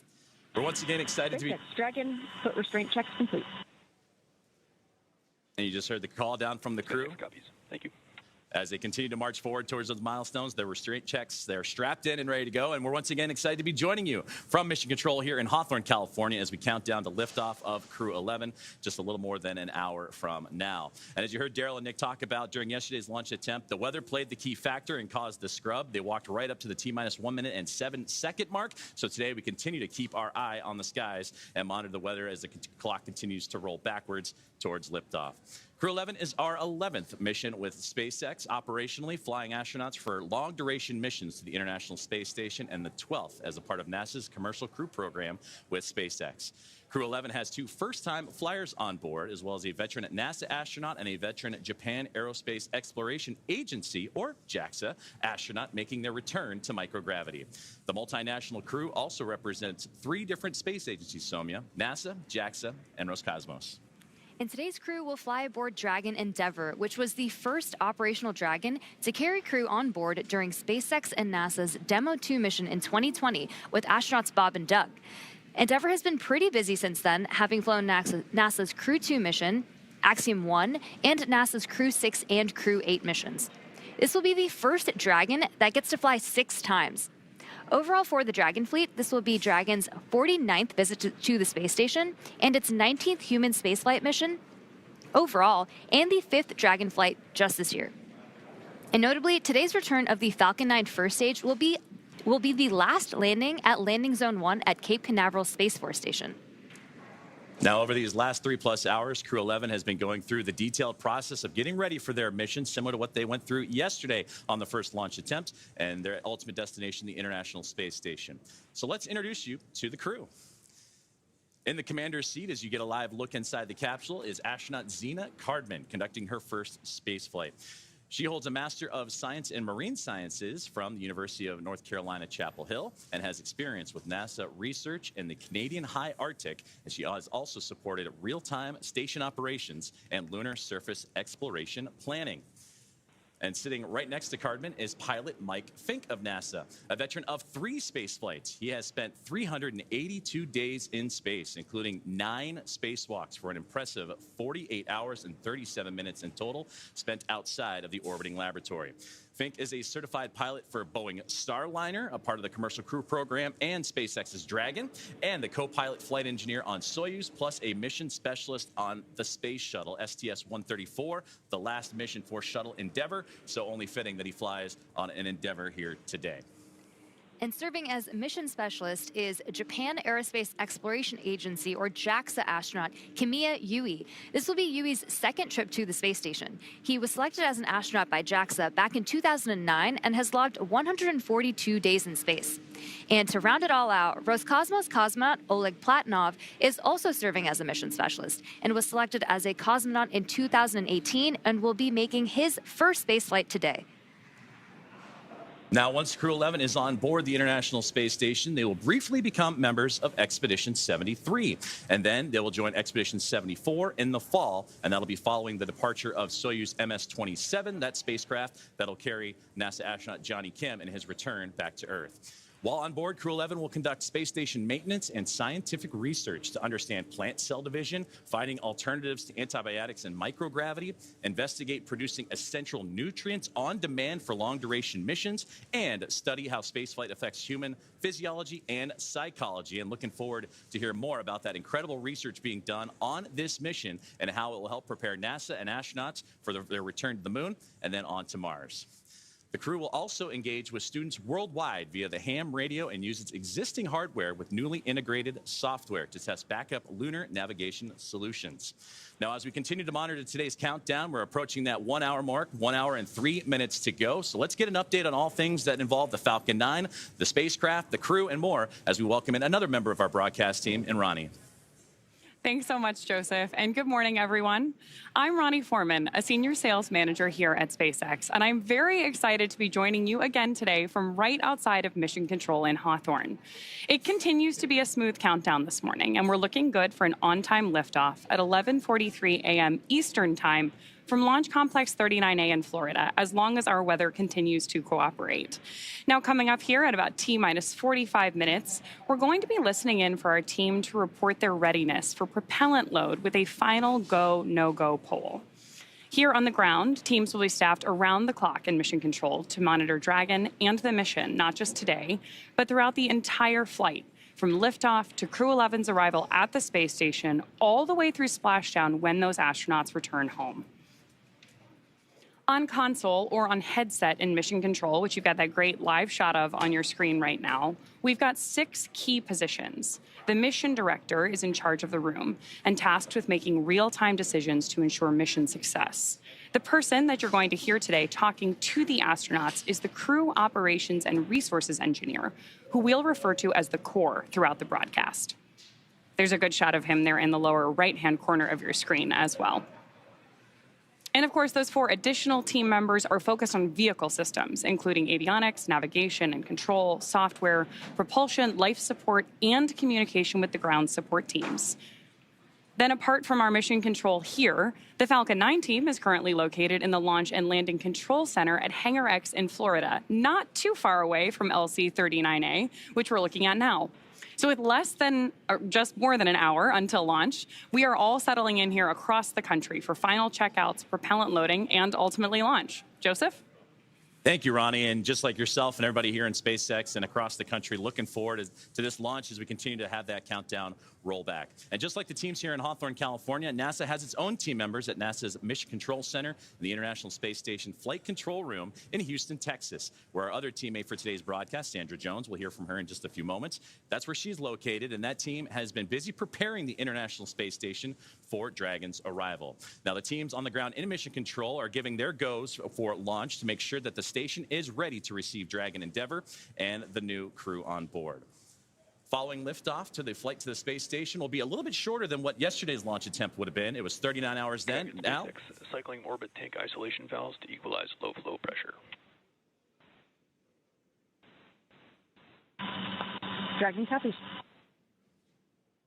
And more great communication there between the teams on the ground to the crew as we continue to march towards that liftoff time, as we are now zeroing in on 60 minutes away. Well, speaking of time, I was saying that yesterday's launch attempt would have had Crew-11 go for about 39 hours of phasing between launch and docking to the International Space Station. Now with today's launch attempt, that'll take about 16 hours, with Dragon flying autonomously the entire way. Now, docking is targeted for early Saturday morning, August 2nd, and that'll be 3 a.m. Eastern time, or midnight here on the West Coast. And just like autopilot on a commercial aircraft, the crew always has the ability to take manual control of the spacecraft if so needed. We're now just under T-minus 1 hour and counting. SpaceX, your go for section 5. When ready, report go for launch. We're continuing to hear great comms. Dragon copies, go for section 5 and Wilco. Great comms between mission control and the crew. So we are now at T-minus 59 minutes and counting down to today's launch. While we wait, let's check in with NASA's Sandra Jones at the Johnson Space Center to see how things are shaping up at Mission Control in Houston. Sandra. Welcome back to Mission Control Houston here at the Johnson Space Center in Houston, Texas. We are here in the hub of human spaceflight at NASA. The team here has pulled go for launch, and the International Space Station is ready for the crew to lift off as they begin their journey to the orbiting laboratory. At the time of launch, the International Space Station will be traveling 260 miles over the North Atlantic just south of Nova Scotia. In the home stretch of the rendezvous, NASA and SpaceX flight controllers will enter into what we call integrated operations, where both flight control teams will conduct a series of go, no-go polls for Dragon Endeavour's docking to the International Space Station. Rotational missions like Crew-11 help NASA continue to maximize the important research and technology demonstrations made possible only in the International Space Station. SpaceX, Dragon, go for launch. SpaceX copies. Dragon crew is go for launch. And you heard it there from the commander of the Dragon Endeavour. They are go for launch. We are continuing to march towards a launch in 58 minutes from today. Their destination, of course, you see there on your screen, the International Space Station, with a unique microgravity environment, critical for NASA to prepare for future commercial low Earth orbit destinations and to understand and overcome the challenges of long-duration spaceflight necessary for a long-term presence on the Moon and crewed missions deeper into the solar system, including on to Mars. Now here's a closer look at the mission and what Crew-11 will have to look forward to during their stay aboard the International Space Station. The Kennedy Space Center in Florida, joined by astronaut Nick Hague. I'm Daryl Nail with NASA Communications, and we are watching this countdown proceed. The second day, we were scrubbed by weather yesterday. We heard about that earlier, got down to 1 minute and 7 seconds. What's interesting about this to me, Nick, is although the launch is delayed, oddly enough, their arrival to the International Space Station has not been delayed, not even a second. They are still going to be arriving on Saturday at 3 a.m., but they're just going to go quicker. Yeah, orbital dynamics can do strange things like that. Sometimes you need to speed up to slow down and vice versa. And in this case, we can launch at a different time, use some orbital dynamics to our advantage, and arrive to the station at the exact same time. What it means for the crew is I'm going to be in that capsule for 16 hours instead of 40 hours, which, it's a tight space. It's not the tightest of spaces, but it'll be nice to get to the station a little bit faster and be able to spread your wings out coming through the hatch. A small benefit to a launch delay, having a little shorter. If there is a silver lining somewhere in there, this is it. This is it. All right. Well, let's take a social question. We've been asking throughout the broadcast for our audience to send us questions, and Nick, you've been doing a great job answering them. Had a lot of kids asking questions as well. Our next question comes from Jeff, who asks, what was the most interesting thing you saw outside the window when on board the ISS? I've heard you describe it now for 2 launch attempts. I thought it was fascinating that you were able to see the entire coast to coast of America, from West Coast to East Coast, and I just wondered what that was like. But what was the singular most interesting thing you saw? So this last time, it was the difference between looking out the cupola 6 years ago and looking out the cupola now. It was nighttime where, the sun's getting ready to rise. You can see stars all over the place. And I start to see these streaks of, light, and it's like fireflies on the horizon. And what it was other satellites.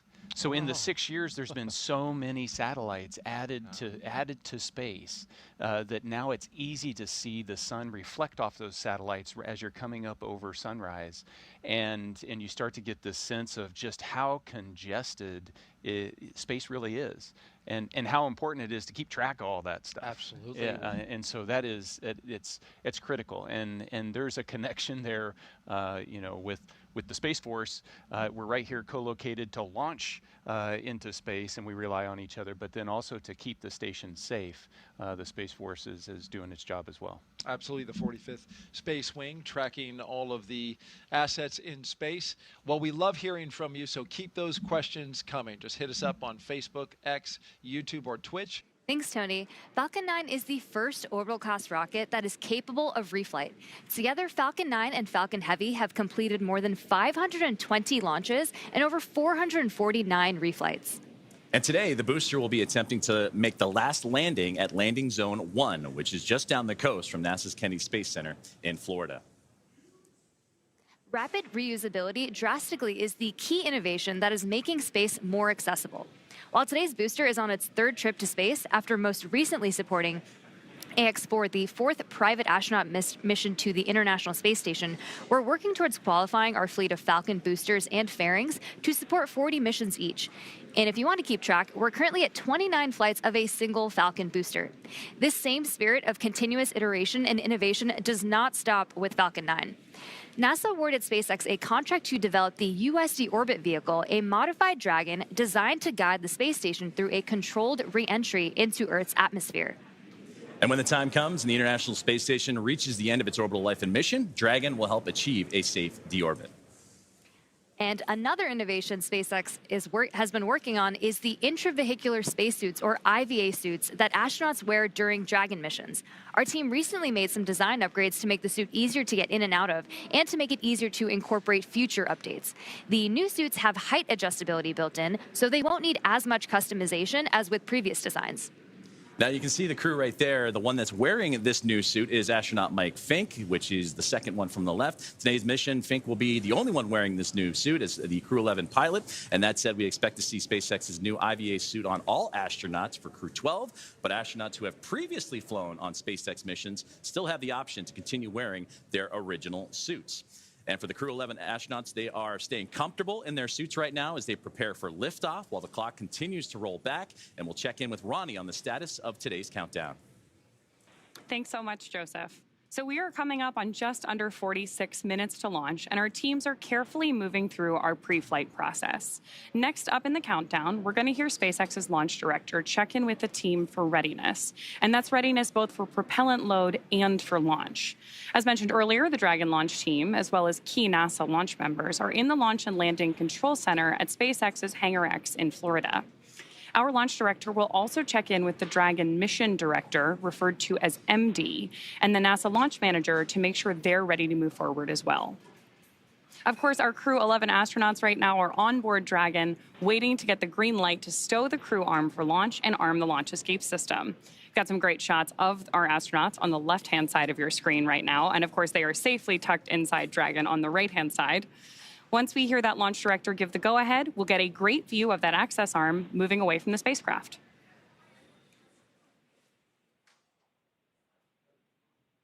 We are going to stand by here and listen in for that final poll and some instructions to our team in that final lead up to liftoff.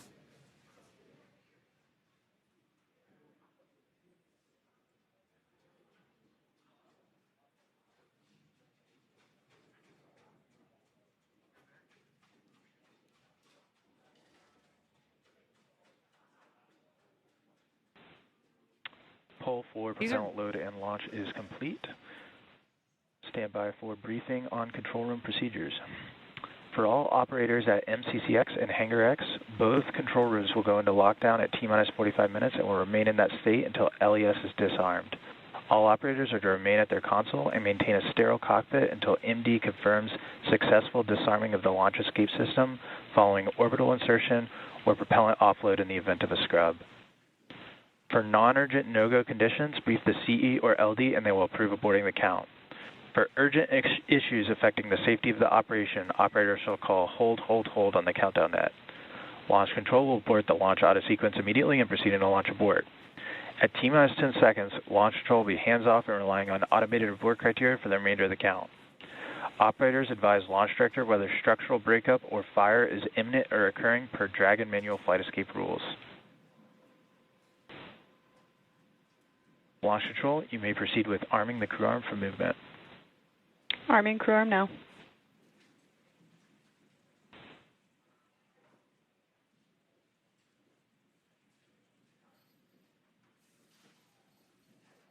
So we just heard those instructions to our team. Again, we're about to see that crew access arm move away from the spacecraft. Crew access arm retraction started.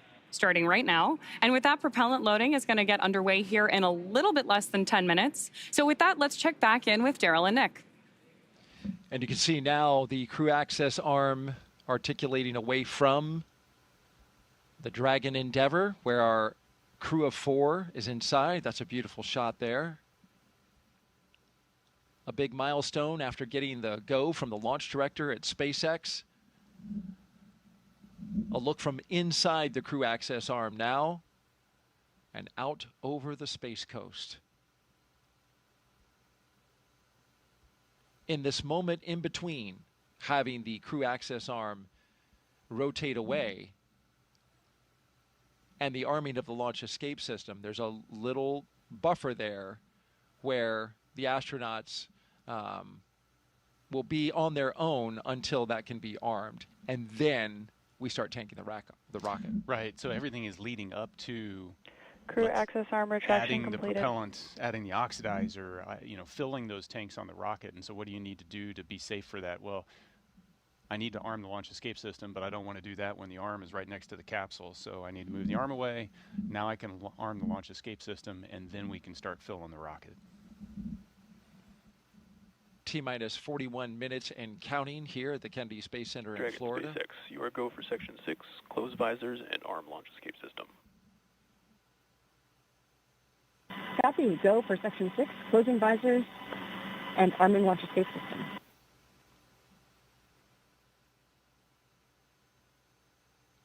Here's a beautiful shot from our helicopter looking west. You can see the formation of cumulus clouds in the area. Weather is a watch item for today. The launch weather officer. Dragon, visors closed, arming launch escape system. SpaceX copies. The launch weather officer putting it at 60% go for today. The concern is the buildup of cumulus clouds, the ones that you see there building up. There's a lot of moisture in the atmosphere. But although you see those clouds around the pad, notice as we start to circle around to the west and look east, clear skies out over the Atlantic Ocean. So when you look at this picture, Nick, you can certainly understand that even though we have clouds that are building in the area, there's an area that we can find over top of this launch complex that we could potentially System is verified armed. Get clear enough path to launch this rocket. Yeah, you just need a hole big enough to launch through. So you don't have to have cloudless skies. Dragon. You just need clear enough skies. Clear enough 10-mile hole would be nice. I think if we think enough positive thoughts here at the launch site, we can create that bubble. I'm working on mine. Me too. And so we've been listening as they walk through the milestones here, the arming of the launch escape system. This is a critical system. Nick, you know this very well. Yeah, it's an absolutely critical system. We're just moments away from them getting ready to tank the rocket, fill it up with the kerosene and the liquid oxygen, and before you start to do that procedure and load all of that stored energy onto the rocket, you arm the launch escape system so that if anything goes wrong in a heartbeat, that system can pull that capsule away from the rocket and off to safety. Commander Nick Hague, when you were commanding Crew 9, you sat through these very same moments in the Dragon, on the launch pad, ready to go. Yeah, once you press the button to launch to arm the launch escape system, there's a switch in your mind. Now you're sitting on a live rocket. Now everything is primed and ready to go. You are definitely focused on everything leading to T-0 and liftoff. And that arming of the launch escape system happening just a few seconds from now. We expect it at T-38 minutes.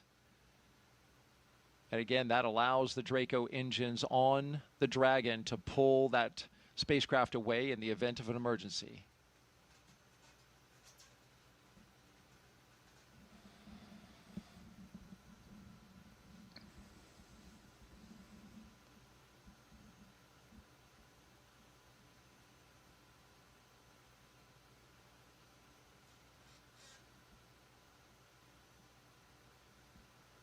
This is a beautiful view. One of the things I love about the way Dragon fills its tanks is being able to watch the frost build up when these cryogenic fuels, when you load them onto the rockets, you're going to see it change color. It's a unique experience for a Falcon. You were talking about the crew inside and the launch escape system. There's a manual option as well if the crew senses something. Yeah, absolutely. There's a handle that sits on the display panel in between the pilot Falcon and 9 the tanks commander are seat. venting for the starter propellant load. And so if something happens, it's within reach for Zena to be able to grab that handle and pull her crew to safety. So there's that redundancy. You've got the automatic system, and you also have the human factor, which is critically important in a mission like this. Yeah, even though they're highly automated systems, there's always a manual backup, and even though it's on autopilot essentially all the way to docking, If need be, the commander, the pilot, the crew can intervene those automatics and revert to a manual control. We are awaiting the beginning of tanking, which is slated for T-minus 35 minutes and counting.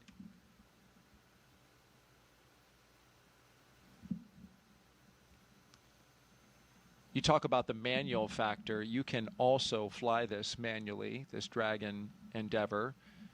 And is it through touchscreens? Yeah, the Dragon has a unique interface. It's a touchscreen panel, so once you activate the manual controls, you have a series of virtual buttons on a touchscreen that you can issue commands that would change the attitude or even change the motion of the capsule. Beautiful shot there by our Kennedy Space Center flight operations team.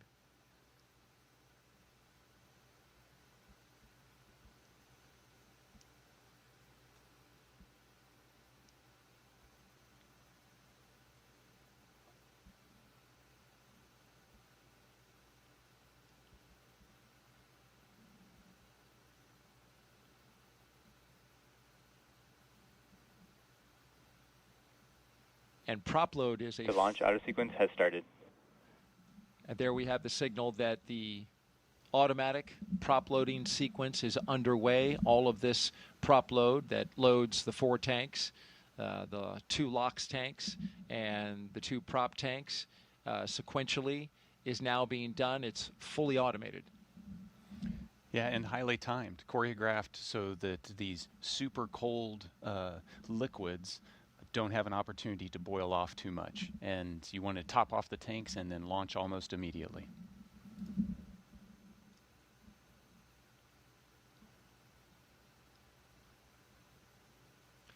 It's a highly dynamic time for the crew inside. They can hear, right? The sound of prop load. Now they're starting to feel Falcon 9 come to life. You hear the pumps and the fuels and the liquids move around. You can hear venting. You'll hear some call outs to warn them about venting. So there's sounds now, the sounds of Dragon. It has its personality, and it starts to come out. All right, with that, thank you very much, Nick Hague, NASA astronaut, commander of Crew 9, here with us as our co-host today. We'll send it back out to California and SpaceX. Thanks so much. So as you mentioned, Daryl, propellant loading of both RP-1 and liquid oxygen began at T-minus 35 minutes, and we heard that announcement from Mission Control right on schedule. Weather continues to be our main watch item today, but I'm hearing from our vehicle teams that everything looks good both for Falcon 9 and for Dragon. Next up, at about T-minus 30 minutes, our SpaceX launch director will inform the crew that the loading of cryogenic helium has begun, first on stage 1 and then on stage 2 about 4 minutes later. Stage 2 RP-1 loading should wrap up at T-minus 20 minutes and 30 seconds, and then as we approach T-minus 16 minutes and 30 seconds, so just 4 minutes later again, we should hear the call out that stage 2 liquid oxygen loading has begun. Altogether, we're going to have about 1 million pounds of fuel on board Falcon 9 by the time we're ready for liftoff. So with all those consumables being loaded on the rocket, at this point, if we have to call a hold for any reason, we will have to stand down and target our backup launch opportunity, which is tomorrow, Saturday, August 2nd at 11:21 a.m. Eastern. The reason we have a specific backup launch day and time is that we can't just pause for weather and jump back into the countdown, mainly because we have an instantaneous launch window today. Let's dig into that some more and do a little Orbital Mechanics 101. An instantaneous launch window means we need to launch at exactly the right time, and that's driven by our planned rendezvous point, which is the place that Dragon and the space station meet in orbit. Right now, the International Space Station is orbiting the Earth at more than 17,000 miles per hour, and Dragon actually needs to catch up to it. That means we have to deliver Dragon to the correct orbit by timing its trajectory relative to the International Space Station, so that they're in the same place in space at the same time.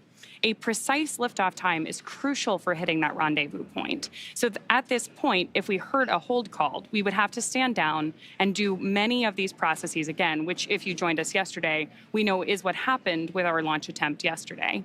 Artemis updates. Scan the QR code on your screen that you see in the lower right-hand corner, or just go to the website at nasa.gov/Artemis-Roman numeral 2. And the moon stuff is really cool. The crew today drove by the VAB. There's a moon rocket inside there.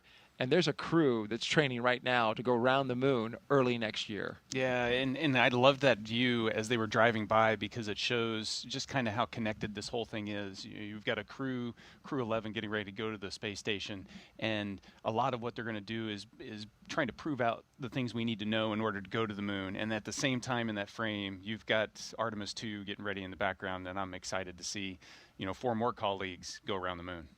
100%. All right, let's head back now to Hawthorne, California. Thank you very much, Daryl and Nick. And right now we're preparing. Fuel load complete. And that was going to be the update, is that fueling continues to be occurring for the Falcon 9 rocket. As you take a look at it on your screen now, it is a 2-stage rocket that is 229 feet tall and getting ready for liftoff in just a little less than 20 minutes. And at launch, it produces more than 1.7 million pounds of thrust. And rockets like Falcon 9 don't use all that thrust just to go straight up. Early in flight, Falcon 9 performs a gravity turn, a smooth pitch maneuver that tilts the rocket sideways to build up horizontal velocity. You may hear this call at about 10 seconds into launch as the vehicle is pitching downrange. Once the first stage completes its portion of the mission, it shuts down and separates. A stage rocket like Falcon 9 sheds the booster to eliminate weight and uncover the Merlin vacuum engine on stage 2. To reach orbit, the vehicle needs to go fast, hitting an orbital velocity of about 28,000 kilometers an hour just to keep from falling back to Earth due to gravity. That's fast enough to lap the Earth in about 90 minutes. And as we mentioned earlier, after stage separation, today's booster will be landing at Landing Zone 1 at Cape Canaveral Space Force Station, returning to Earth for its 3rd time. The second stage takes over from there, powered by a single Merlin vacuum engine, also known as the MVAC. With its extended nozzle and optimized design, the MVAC drives maximum performance, producing 220,000 pounds of thrust in the vacuum of space. And getting to space is the first step to building our multiplanetary future. At the top of Falcon 9 today, the crew is sitting inside Dragon Endeavour. There are currently 5 Dragon spacecraft supporting human spaceflight missions: Endeavour, Resilience, Endurance, Freedom, and our 5th and final Dragon, Grace, which just launched the Axiom 4 mission last month. Designed with safety as the highest priority, Dragon is capable of carrying up to 7 passengers to and from Earth orbit.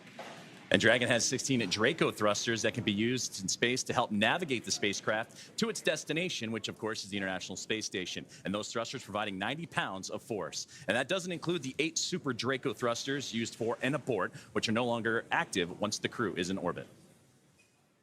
To date, Dragon has been to orbit 53 times, including 48 trips to the International Space Station and 18 human spaceflight missions. And as we mentioned earlier, today's Dragon, Endeavour, has been pretty busy, having also flown NASA's Crew-2 mission, Axiom 1, and NASA's Crew-6 and Crew-8 missions. Overall for the Dragon fleet, this will be Dragon's 49th visit to the space station and its 19th human spaceflight mission overall, and the 5th Dragon flight just this year.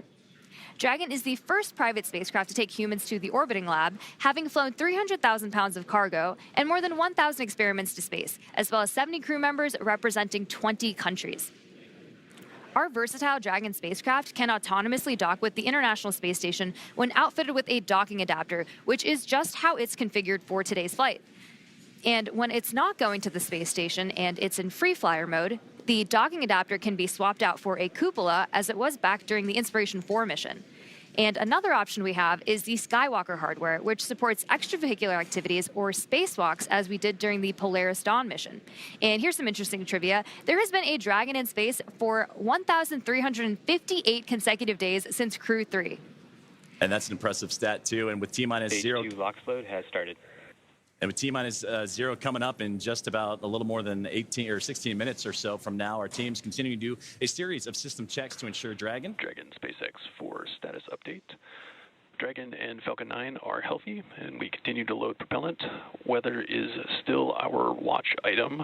We are seeing some development in the area, so this is going to come down to a matter of time. We're going to keep an eye on it and continue marching towards T0, and we'll see if we manage to thread the clouds today. Okay, Dragon copies. We've got a healthy rocket, healthy Dragon. Weather is continuing to develop. We'll keep going until we can't. And great communications there between the team on the ground and with Crew-11 on board. And that's exactly what we're keeping an eye on, is not only the tanking of the rocket and that procedures, but also today's weather. And you heard that update right there. So to continue with the updates and kind of bring us up to speed on what's been going on, let's toss it to our teammate and Ronnie. Thanks so much, Joseph. I can give you a little bit more color than we just heard, but obviously the important things we've heard are that we are still on track for an on-time liftoff today, but we're monitoring lots of different factors as we get closer to liftoff. If everything goes as expected, this is also going to be our last landing at LZ-1 today. So lots of different launch pads, landing sites, staging areas, lots of things in play. But the best news is that both Dragon and Falcon 9 continue to be healthy. You heard us wrap up Stage 2 RP1 loading just after T-minus 20 minutes, and Stage 2 liquid oxygen will begin here at about, or has begun already, excuse me. We've also heard that call out that the launch escape system is armed. Of course, the launch escape system, which we discussed in more detail yesterday, is designed to propel Dragon away from Falcon 9 in the unlikely event of an emergency during launch. We've also heard from the Eastern Range, which is monitoring keep-out zones among other key flight requirements today. They're continuing to report no issues, and they are go to support today's launch, weather depending. So again, as you just heard, weather is a watch item. We're now tracking a 60% chance of violation at our target liftoff time, with isolated showers in the staging area and some clouds building right over the launch pad. You are actually seeing them continue to grow on your screen right now. For now, though, we are go for the 6th mission of Dragon Endeavour, and I want to hand it back over to Sandra for a status update from Houston. Sandra? Thanks, Ronnie. Back here in the International Space Station Flight Control Room at NASA's Johnson Space Center in Houston, teams are continuing to work around the clock to monitor activities aboard the orbital outpost. Leading the team inside the room today is NASA Flight Director Anthony Varia. The team in Mission Control Houston, the team in Hawthorne, and the astronauts aboard the space station will track the autonomous docking of Dragon Endeavour when they enter joint operations. This will happen when the spacecraft enters the approach ellipsoid, which is the invisible boundary, stretching 4 by 2 by 2 kilometers that helps us monitor all arriving and departing spacecraft. It's essentially the neighborhood of the International Space Station.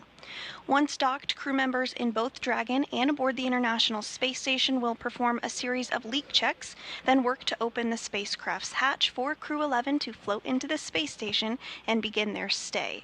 We anticipate that the hatch will be opened about an hour and a half after docking occurs, and when they enter the orbital outpost, Crew-11 will be greeted by the rest of their Expedition 73 crew and will come together for some opening remarks.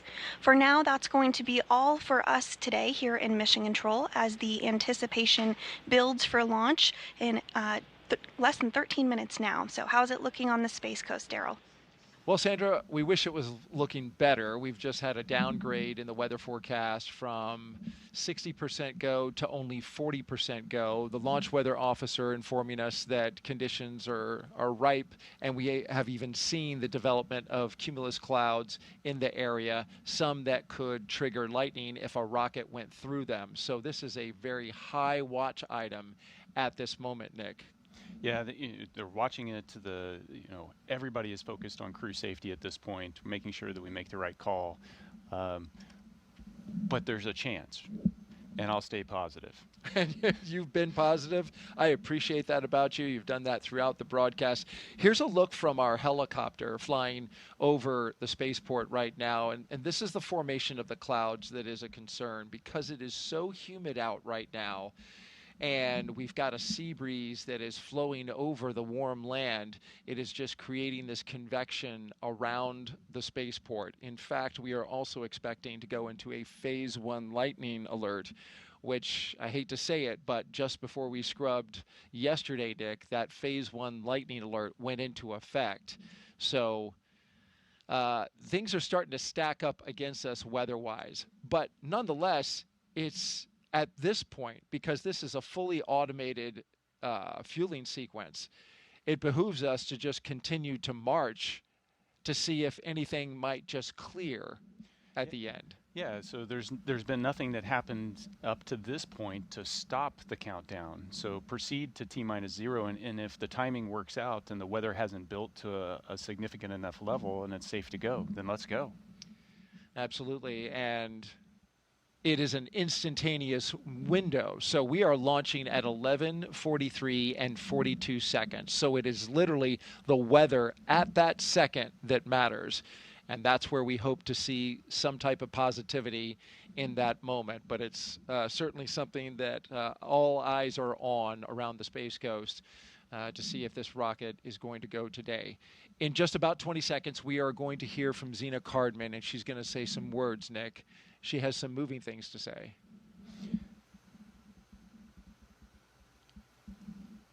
Yeah, you know, Zena is an amazing person. And watching her, you know, along with Stephanie. Dragon SpaceX confirmed crew displays are configured for launch. You can. SpaceX Dragon displays are configured for launch. To our family, friends, all who support us at SpaceX, NASA, JAXA, Roscosmos, thank you. Spasiba, arigato gozaimasu. For this freedom to explore, resilience to endure, may grace fly alongside this endeavor. Crew-11, from all of us on the ground, we've enjoyed working with you in preparation for your mission. We look forward to continuing to do so in flight. Good luck. Enjoy the ride.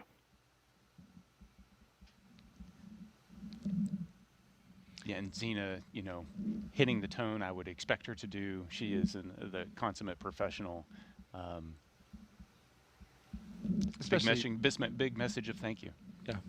The gratitude, the team focus, freedom, resilience.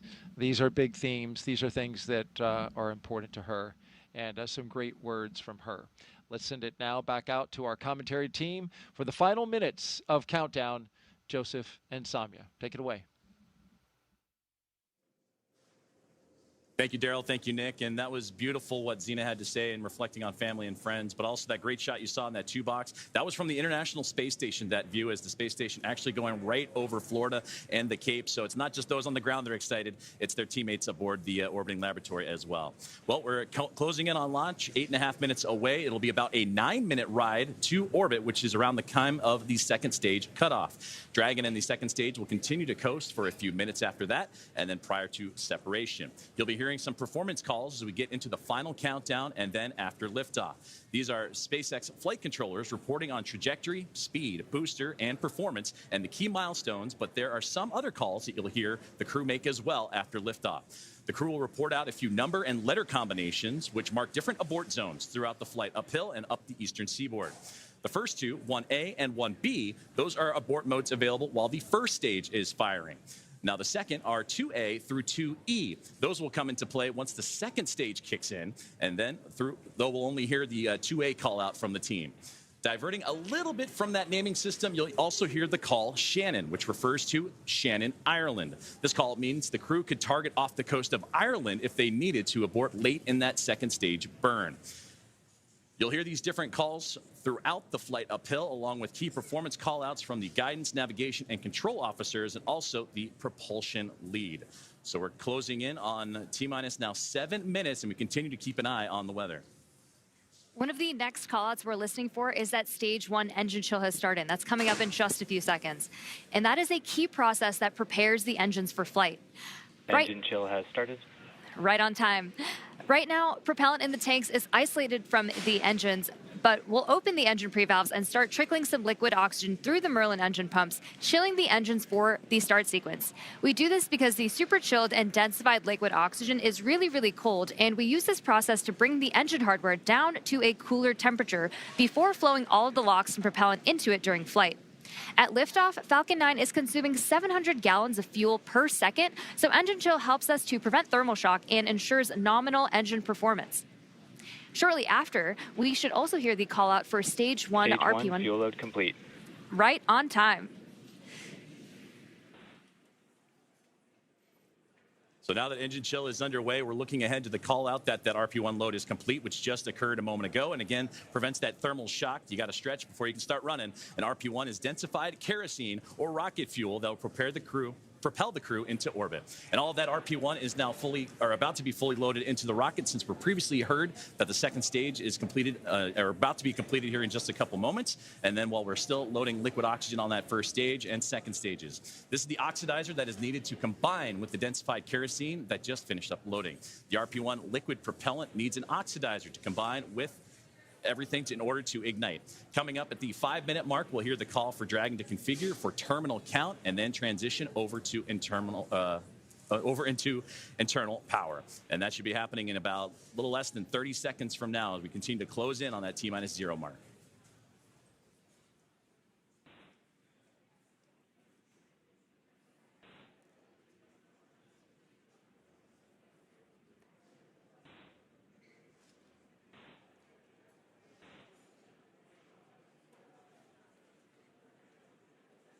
So next up in the countdown, the transporter erector, or TE, will begin to retract from Falcon 9. That is the large truss structure you see there standing next to the rocket. It's hinged at the base and connected to the launch mount beneath the first stage. First, the clamps around the second stage will begin to Falcon open. 9 tanks are pressing for strong back retract. And we're hearing good callouts. Dragon is in configured for terminal count. And we're continuing to hear great callouts over the nets. Then the TE will begin to pivot back, slowly swinging away from the rocket, and it will reach full recline in just about a minute. Strong back retract has started.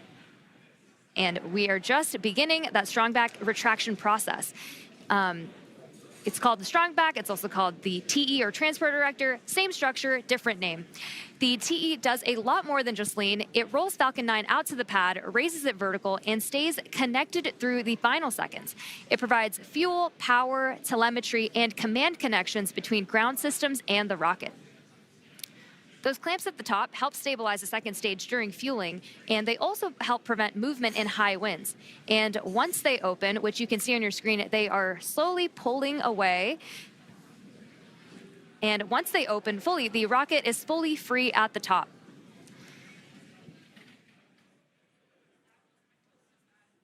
Propellant continues to be loaded late here in the countdown as we're approaching 3 minutes and 30 seconds. We're continuing to keep an eye on the weather, and that's going to be the biggest thing as everything continues to march towards that liftoff timeline. But you can see there the strong back starting to move ever so slowly away from the rocket. The clamp arms are open, and you also see those white clouds starting to billow off the rocket itself. Those are perfectly normal as it's the coolness of the propellant on board is mixing with that warm Florida air. And that's what causes that boil off, and that you heard Nick talk about it earlier when you have that steam come off the rocket. So it looks like a lot of clouds billowing off it as well. But approaching the T-3 minute mark, and that's when Stage 1 LOX load complete. And that's what I was about to say, is that you're going to hear that liquid oxygen load be complete. So everything is primed and pretty much ready to go. And you'll see, again, those white clouds of vapor and a great view of the entire rocket as we continue to build closer to launch. And, of course, liquid oxygen, super chilled. Dragon so a little is in bit terminal count and on internal power. boils off in that warm Florida air. And now, load complete, we're on internal power. And we're also going to hear gas closeouts are going to start to begin as well. And then everything will get vented overboard through the umbilicals and strong back. And you may hear some of that venting noise come in soon. So LOX is still loading for approximately another 20 seconds on stage 2. And once that is complete, we'll vent down the TE, which will produce a white cloud off the side of the rocket, which is normal and expected, just as Joseph had mentioned. And once LOX load is fully complete, that will mean that there are 1 million pounds of propellant loaded onto Falcon 9, which will be RP1 and liquid oxygen. So that call out coming up. Stage 2 LOX load complete. Right there. So we just heard that confirmation of stage 2 liquid oxygen now complete, as we are now 1 minute and 50 seconds away from launch. We'll also hear that the gas closeouts have started, so we can expect Dragon loud is venting. in auto idle. You heard the call for auto idle. That puts the rocket in a state that the flight computers understand before it takes over, making sure that transition to the final countdown is smooth and that all flight computers on board are in sync Ground gas and configured. closeouts, expect loud venting. Configured for launch, and there's the closeouts we've been talking about and the venting that will be shortly followed.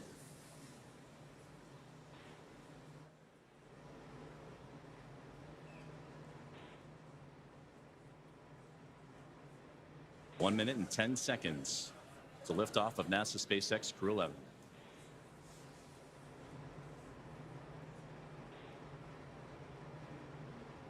FTS is armed. Falcon 9 is in startup and is now controlling. Dragon is in countdown. Flight computers switching to countdown mode now. Dragon, SpaceX, go for launch. SpaceX, Dragon, go for launch.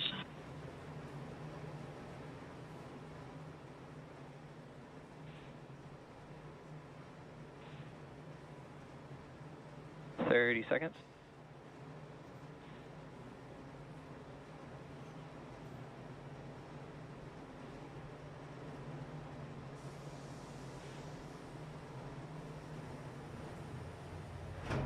.15 seconds. T-minus 10, 9, 8, 7, 6, 5, 4, 3, 2, 1. Ignition. Engines full power and liftoff. Go Falcon, go NASA, go Crew-11. Together we rise as NASA SpaceX Crew-11 heads up to the International Space Station. Vehicles pitching down range. 1.7 million pounds Stage of 1 thrust. propulsion is nominal. Propelling Falcon 9 as the vehicle pitching down range and making its way up the East Coast, and will soon join Expedition 73 aboard the orbiting laboratory. So far, getting good callouts on that first stage performance.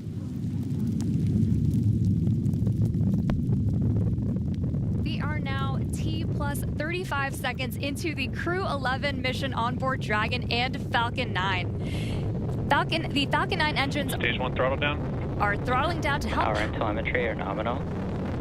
To help pass through the period of max Q, or maximum aerodynamic pressure on the vehicle during ascent. Max Q. We just had max Q right there. Falcon 9 is supersonic.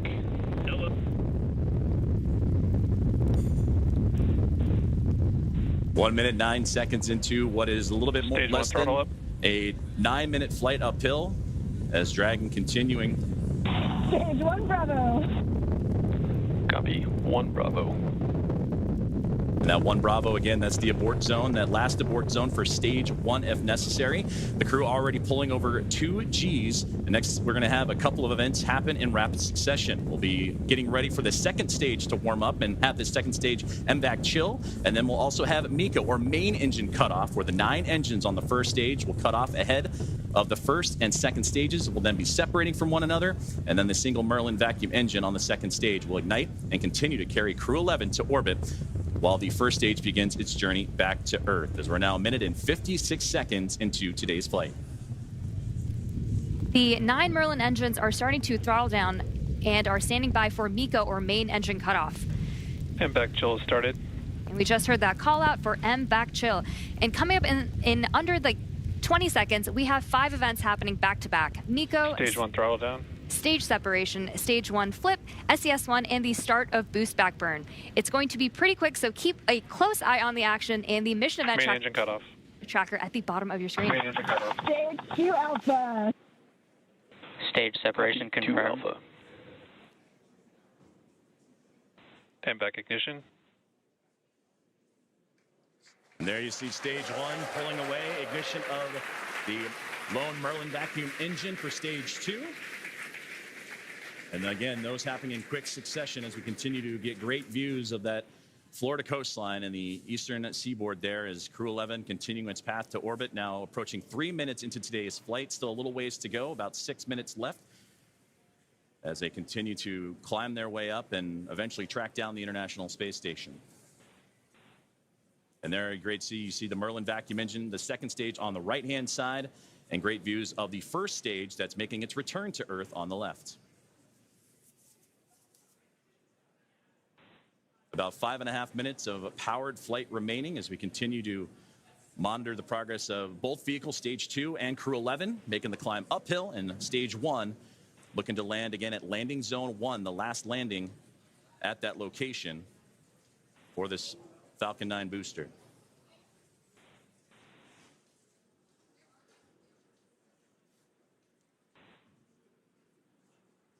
Dragon, SpaceX, nominal trajectory. Dragon copy. We're continuing to hear great callouts over the nets that both Dragon and Falcon are right on track to orbit. So the first stage booster is now on its way to landing zone 1, and we just saw those grid fins open up on the left-hand side of your screen. The first stage has a couple of events ahead of its landing. Stage 1 will start its entry burn, which will be the second of 3 burns to return the booster a few miles from its launch site at landing zone 1. During this entry burn, Falcon 9 will use its engines to pump the brakes to slow the vehicle down before it reaches the denser parts of the Earth's atmosphere. And if you didn't know, Falcon 9 has a complex heat shield that is designed to protect the engines and the vehicle from all of that combined thermal and aerodynamic loading during max entry Q, which is the moment of max stress on the vehicle during entry. And that will be followed by a landing burn. And this burn will last for about... Dragon, SpaceX, nominal trajectory. Continuing to hear good callouts. Great performance calls continue as we're now 5 minutes into today's flight. Still about 8.5 to go. A little bit more than that as the second stage continuing to perform nominally on the right-hand side. 2,400 meters per second. Crew-11 cruising into the upper echelons of the Earth's atmosphere while we continue to monitor the second stage on that left-hand side. And we'll also get continued guidance and navigation call-outs from the control officers here in SpaceX.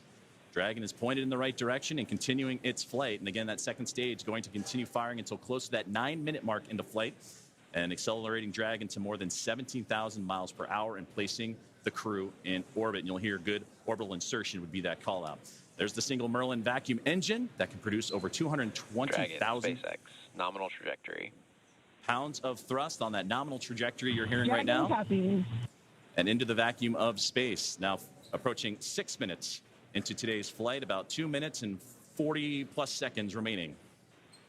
We are coming up on the entry burn, which is just under 30 seconds from now.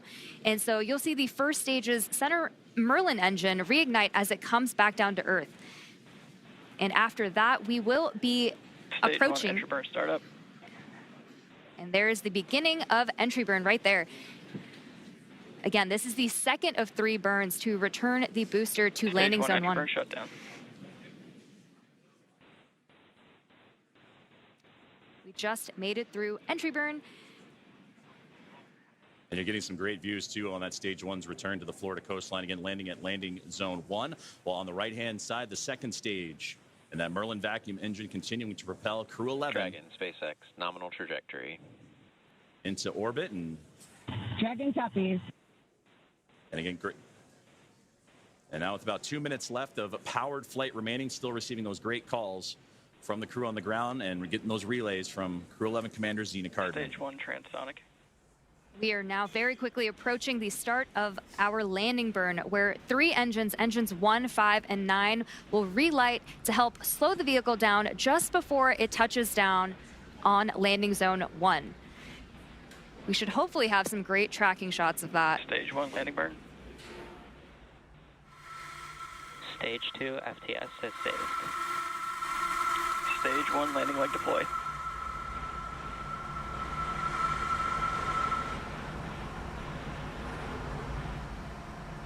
A fantastic return there of the Stage 1 booster. West Point, completing our final planned landing at LV1. So a successful landing of the first stage booster as we continue to follow along with a little less now than 1 minute of powered flight of the second stage. And you'll hear the call out SECO, or second engine cutoff. Is great view there, glowing orange with the Earth eclipsing right around that Merlin vacuum engine, and everything continuing to perform nominally for NASA Stage 2 SpaceX is in Crew-11. terminal guidance.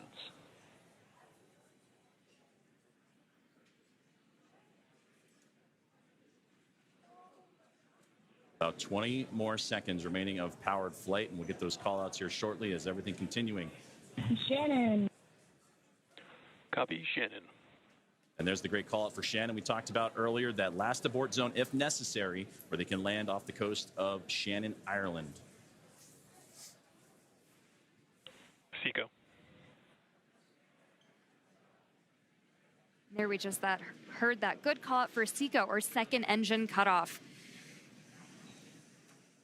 Coming up next will be stage separation. Dragon, SpaceX, nominal orbit insertion. And that's the great call you want to hear.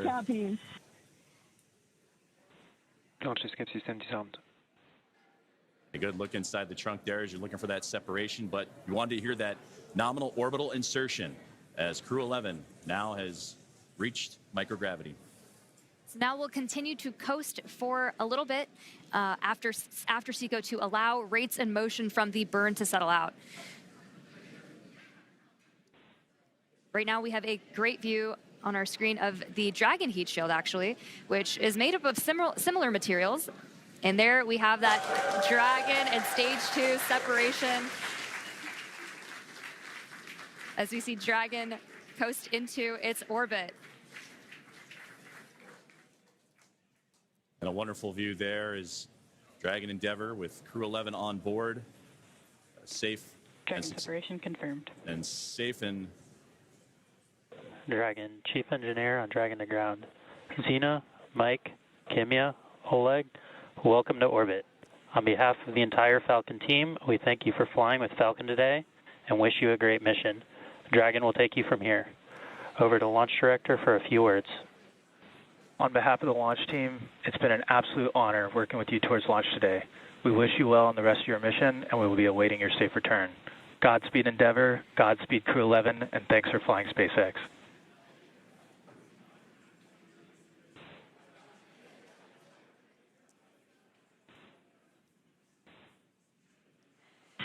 SpaceX, Dragon, I have no emotion but joy right now. That was absolutely transcendent. Ride of a lifetime. Thank you. This has been an incredible honor. And it's my privilege now to pass us along to Mike with some additional words.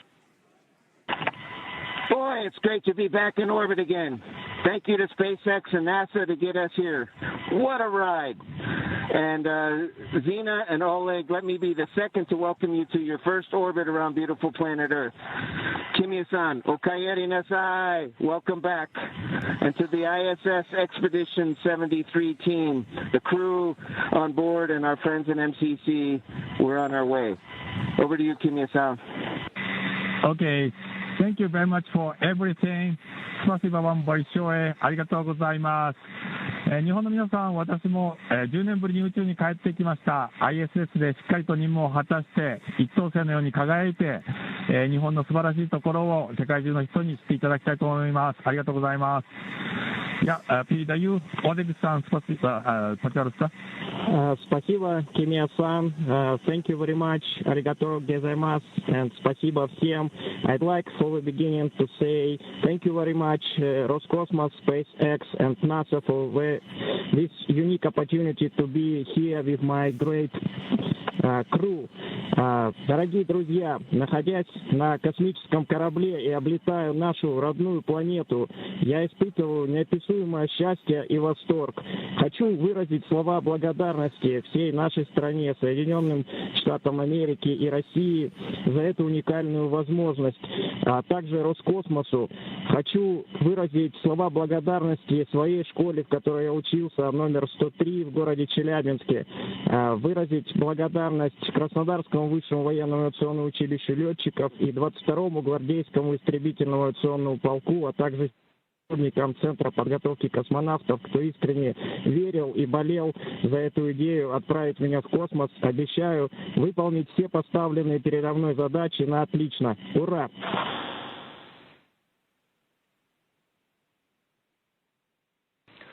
Crew-11, we copy all of your words. We are very excited for you to have reached orbit, and we will now proceed with getting you to the International Space Station. You have approximately 3 minutes left in this ground station pass if you'd like to introduce your 0G indicator.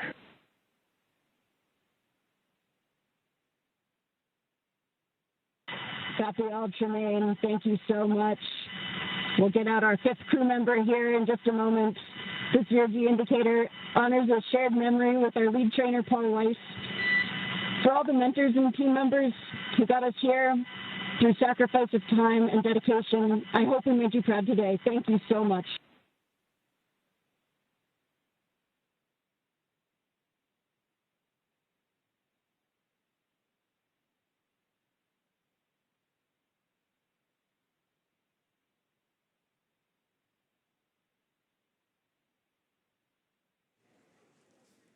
Some great words there from all 4 members of Crew-11 and the astronauts and cosmonauts, all that cadre. They're well on their way to the final destination, which they have about a 16-hour ride to do so, in the phasing to ultimately the International Space Station, where they will turn that group into a full group of 11. So only fitting for Crew-11. To summarize where we are with vehicle activation, we've had nominal dehumidifier activation and service section Draco checkouts.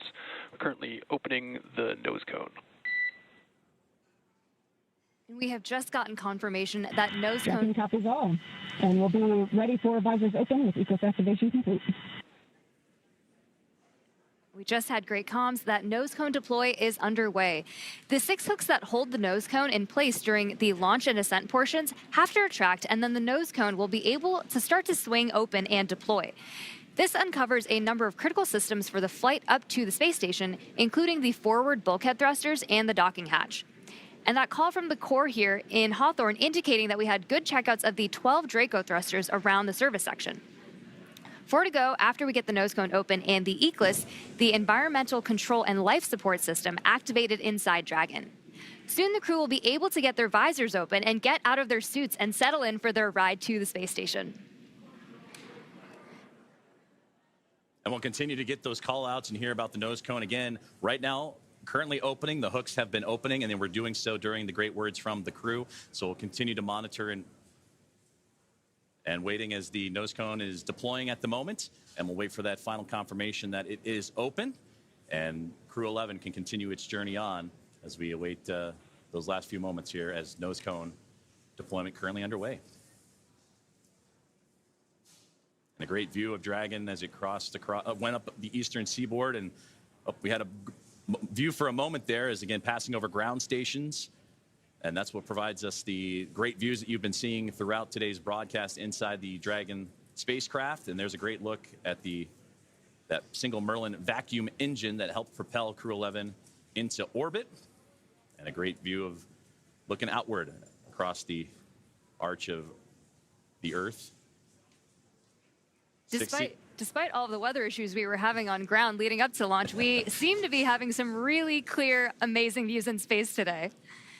And now 16.5 minutes into flight, you're right. It was threading the needle, but they were able to get up and above the clouds. And even watching that ascent for stage 1 was wonderful to see them bypass those clouds that we were talking about a lot today. But again, as we await for further views inside the Dragon spacecraft and from their pursuit, Crew-11 to the International Space Station, we're now standing by for nose cone deploy, as the team on the ground in Hawthorne, California, right there inside SpaceX Mission Control, actively monitoring all of those systems. You mentioned the ECLIS system inside, and once everything checks the appropriate boxes, then Crew-11 can doff or get out of their spacesuits, those new IVA suit for Mike Fincke and company. And then from there, it's going to be about a 16-hour ride to the International Space Station, and that's where they will link up with the orbiting laboratory and the 7 current residents on there. Crew 10 is currently on board, as well as Soyuz MS-27 with NASA astronaut Johnny Kim, and they'll bring that 7 to a team of 11, hopefully in the early morning hours coming up tomorrow. So we continue to stand by, approaching 18 minutes into today's flight. We are just waiting confirmation that the nose cone is fully deployed, but all hooks are open. We should be hearing that confirmation hopefully within the next minute or so. And hopefully we'll also have great views of that nose cone deploy.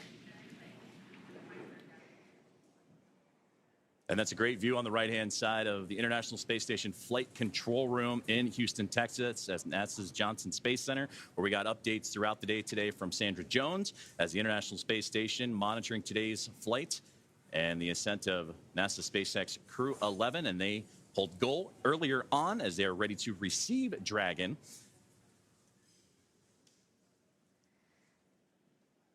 And we just received confirmation that the nose cone has completely opened and deployed. So great news, as again, all those checkouts continuing to happen for Crew-11 after a successful on-time liftoff today. And they were able to get past the clouds, the weather that we've been monitoring, and a successful first stage and second stage performance to propel them into orbit. Crew-11 is comprised of NASA astronauts Zena Cardman and Mike Fincke, along with JAXA astronaut Kimiya Yui and Roscosmos Oleg Platonov. And they are now safely in orbit following that approximately 9-minute ride after liftoff today from NASA's Kennedy Space Center in Florida. The crew now, as mentioned, has a little bit about a 16-hour journey before they reach their destination. Dragon SpaceX, we see a nominal nose cone opening at TCS and 4 bulkhead to Draco checkouts. Great call out right there. Dragon copies all. Good news. And that's what we were waiting for there, was that call up to crew. Looking forward in the timeline, you have your first burn up on your forward view. That's the phase burn in approximately 25 minutes. We will also be monitoring the stage 2 deorbit to give you the go for suit doffing, and we're expecting that at T plus 45 minutes. Dragon copies. We'll be monitoring, and T plus 45 approximately for suit doffing. We're with you in the timeline. Great conversations there with the team on the ground, and there they are, Crew-11. Happy as can be in orbit now, and they have a 16-hour journey before they reach their destination, the International Space Station, as docking currently targeted for tomorrow morning, Saturday, August 2nd at 3 a.m. Eastern Time, 12 a.m. Pacific, to the space-facing port of the station's Harmony module. Now, between now and then, Dragon will perform a series of burns as it catches up to the space station, and that first burn you heard him talking about is the phase burn, and that happens about 30 minutes or so from now. So we'll continue to monitor the Dragon spacecraft, or the teams on the ground will continue to monitor that first of a sequence of burns to help them stair-step their way up to the International Space Station. Human spaceflight has come so far in the last 5 years with Dragon. In addition to flying people, SpaceX's Dragon spacecraft also enables researchers the opportunity to fly critical science to orbit. So far, SpaceX and Dragon have carried more than 1,000 research experiments to and from low Earth orbit, both to the International Space Station and on our free flyer missions. From DNA sequencing to 3D printing, studies enabled by Dragon and the space station test a variety of technologies, systems, and materials that will be needed for future long-duration exploration missions. Every mission yields critical science, critical research, and learnings that help make life both on Earth and in space better. And flights just like today's help us continue to lay this foundation for our future among the stars and continue our mission to make life multiplanetary. We'll be signing off from SpaceX for now, so we're going to send you back over to Kennedy Space Center. But before we go, we want to thank NASA, Joseph, for entrusting us with today's mission, and thank you all for being with us today. Well, thank you very much, Soumya, Ronnie, and the teams here at SpaceX. It was another phenomenal opportunity to catch NASA SpaceX Crew-11 in orbit today. And with that, we're going to say goodbye from here in Hawthorne until we pick back up with our docking coverage beginning at 2 a.m. Saturday, August 2nd, tomorrow, for that targeting docking to the space-facing port of the station's Harmony module at 3 a.m. Eastern. So for now, thank you for joining us, and we're going to toss it back over to Nick and Daryl at Kennedy Space Center to wrap up today's launch coverage. Great job. If you're just joining us, welcome back to the Kennedy Space Center in Florida. I'm Daryl Nail here with NASA astronaut Nick Hague. Just moments ago, we saw Crew-11 safely on orbit with the nose cone open, checkouts complete, and a few words from the crew as they settled into their new environment aboard Dragon. And Nick, watching him in that moment, floating free, you must feel good about your friends and colleagues successfully getting to orbit today. Absolutely. At the moment of liftoff, the tingle on the back of your neck, the chills, and watching them go into orbit, and then to hear them call down after they're there safely, the joy in their voice, and then the gratitude for the teams that got them there. Just you can't help but feel awesome right now. Everybody that's associated with this launch. And now it comes, a completion for Zena Cardman, the commander who was part of Crew 9. Was pulled off that mission. You continued on. This is now her chance. Now she's in space. She had to wait a little bit longer, but now finally gets to fly. Yeah, it's a full circle moment, and it's a thrill to be here and just be part of it. We appreciate you from the very start saying that you wanted to document this moment with her here at the Kennedy Space Center, watching them go up at that moment. Mike Fincke has been around for a while. He's a veteran astronaut, but there's been quite a gap. He finally now, after 14 years, back up in space. Yeah, talk about patience being a key quality of an astronaut. It's not just sitting strapped into a rocket for 2.5 hours prior to launch and not being able to move. It's, doing your job and waiting for your opportunity, and that might be a decade or more. And to take that time and to do so much with it while you're still waiting to launch into space, it just shows the character that he has. Incredible character and incredible character is Mike. Well, quick story here. We want to tell you, when Zena Cardman was here and she did the co-host role for Crew-9 when you launched. After the launch broadcast was over, she pulled out a deck of cards and just offhandedly was like, oh, hey, I want to show you something. And she showed me this deck of cards. It was the Crew-9 deck of cards.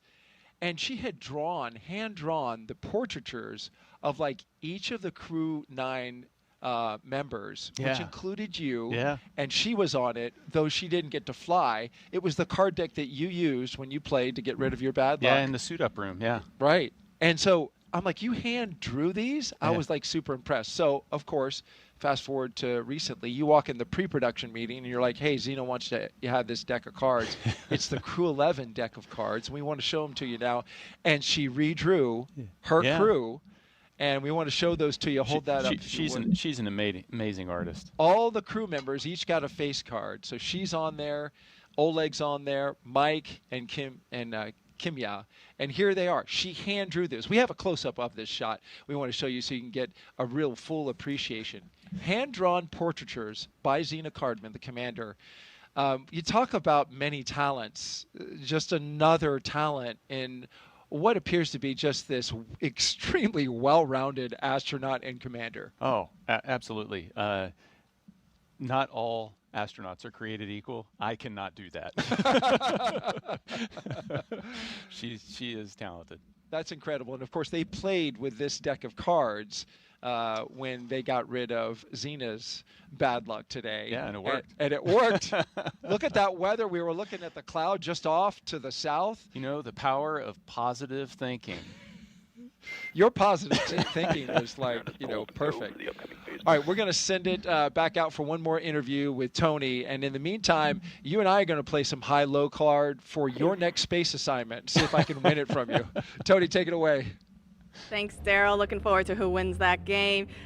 Joining me is now Stephen Chan with the Commercial Crew program. Stephen, what an amazing launch and landing of Falcon's first stage. How you feeling? That was amazing, Tony. To watch the Crew-11 Dragon flying up on the Falcon 9, it's incredible, to see that. On a personal note, Mike Fincke is a dear friend of the family, and it warms my heart to see him to go back to space station to work and live there. I am the external liaison for the Commercial Crew program, so it's my job to make sure that our external partners are coordinated and informed to support our missions, and those partners include Coast Guard, FAA, Air Force, Space Force, and other DoD partners. Today, the Coast Guard is out there making sure the waterway is safe, and FAA is clearing the waterway. So it is. I get to see how much work it goes behind the scenes to make sure our missions are successful, and I am looking forward to have the Crew-11 get on orbit and then come back safely with Crew-10. Steve, you played a critical role in changing the splashdown locations for Dragon to the Pacific Ocean. Can you talk to us a little bit about your role in that and the significance in changing those splashdown locations? Yes, the moving Dragon recovery to Pacific all had to do about the safety of the public, and the trunk debris. By going to the Pacific, we ensure that the trunk is entered over Pacific Ocean and have no risk at all to the public. So, and thanks to our external partners, we work with them to make sure that the Dragon can be recovered safely, and they can perform their important missions, like keeping the waterway safe, keeping the airspace safe, and then the DoD can perform their missions around California coast. Speaking about all of those external partners that you have to work with, it took a huge effort to get this underway. Can you tell us a little bit more about how that worked? Yes, so for our West Coast partners, the Dragon landing in the Pacific is a new challenge for them. And they have, as I mentioned earlier, they have their other national priorities. So we are very thankful to our partners and their leadership who recognize that Dragon is also a very important national priority. So we're very thankful to our Coast Guard, Navy, other DoD partners, and FAA that help us make that happen. And I'm looking forward to work with them to bring Crew 10 home safely. They have SpaceX has successfully brought back 3 Dragon the last few months, and we are confident they can help us get there next week, in the next few weeks. Absolutely.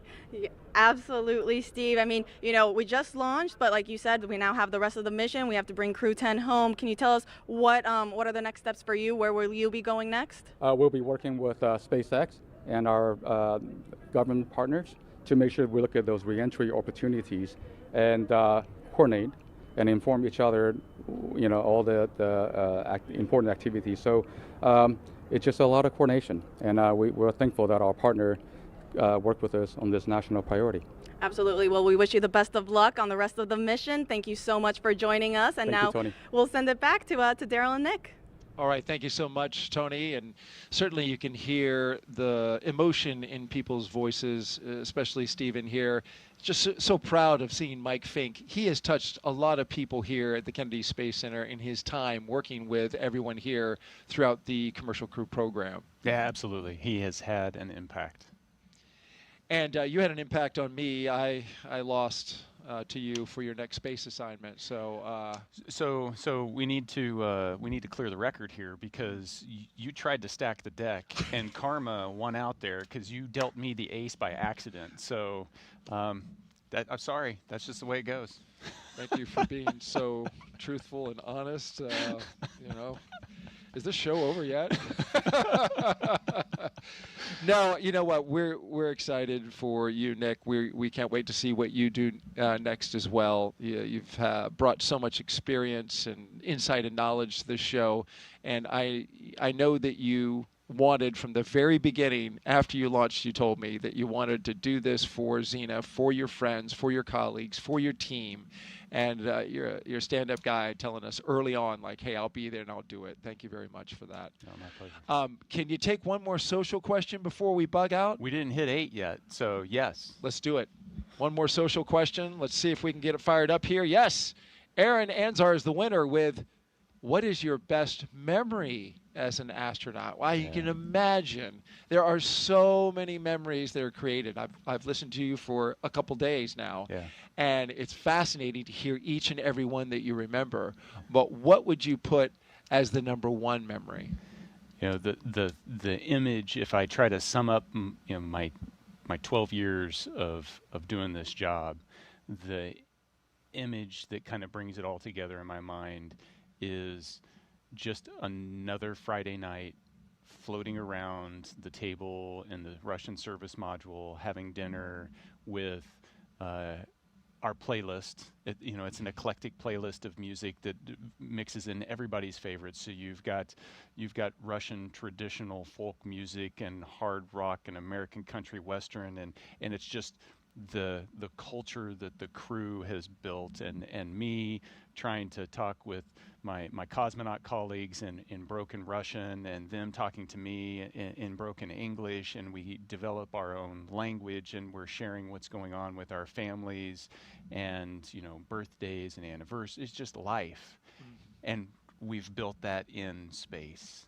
And there's just so many unique aspects, just, you know, how you're eating and people are floating around, that, you know, it's so normal. It becomes so normal to do that. And that's my hope, is that we can get more people to experience that normal living in space, but also that normal of bringing together people from around the globe and just getting to know each other. Yeah, understanding each other, appreciating where we come from as different countries. You know, what strikes me about that is a memory that you chose is you went on EVAs. You went outside the spacecraft, outside and saw the entire planet underneath your feet, but you pick a very human moment as the memory, a bonding moment among your crew that stands out as the number one. I'm sure there's a ton of great memories, but it was the human one at the end of the day. I mean, you can spend all day in the cupola staring at the Earth, and it's an amazing view. But when a crewmate floats up and watches it with you, it's just that much more spectacular. That's awesome. That's awesome. Nick Hague, NASA astronaut. and a brigadier general with the Space Force. Thank you so much for being here. You did a fantastic job. And with that, our coverage comes to a close. But the journey for Crew-11, well, it is just beginning. After a stunning launch from Kennedy Space Center and a successful ride to orbit, the crew is now on their way to the International Space Station. This is a shortened trip, 15.3 hours, with docking targeted for a Saturday, August 2nd. At approximately 3 a.m. Eastern Time. And we'll pick back up, of course, with our coverage beginning at 2 a.m. Eastern Time on that same Saturday, tomorrow, for a targeted docking at that moment. And so with that, we want to just say thank you to everyone who was participating in this show today. If you want to follow along with the mission, Crew-11's journey to the space station, just by check in with our real-time mission audio. It will have the flight controllers communicating with the team. You can check that out. The QR code that's at the bottom of your screen now, you just pull out your phone and scan that. You can watch on your phone or watch on your TV with a streaming app. We'll pick back up live with broadcast coverage about 2 hours before docking right here on NASA Plus. Nick, thanks again. Really appreciate it, man. 2 launch attempts. I mean, you were fantastic. This is a long slog through the day, but it's wonderful to document seeing your friends go up to space. Yeah, wouldn't want to be anywhere else. Absolutely. So with that, thank you so much for joining us.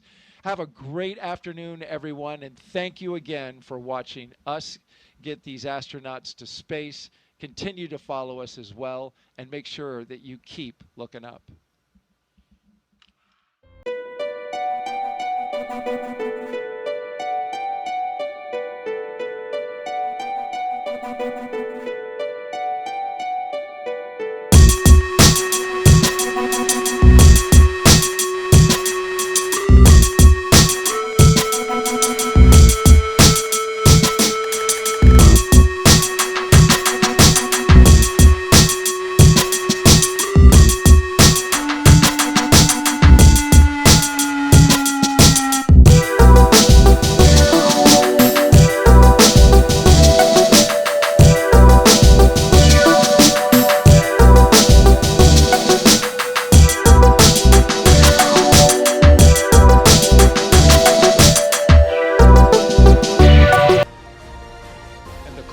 Crew closes the hatch to Dragon Endeavour. 3, 2, 1, ignition. Ignition's full power and liftoff. Go Falcon, go NASA, go Crew-11. Together we rise as NASA's SpaceX Crew-11 heads up to the International Space Station. Vehicle is pitching downrange. 1.7 million pounds of thrust. Propulsion is nominal. Propelling Falcon 9 as the vehicle pitching downrange and making its way up the East Coast, and will soon join Expedition 73 aboard the orbiting laboratory.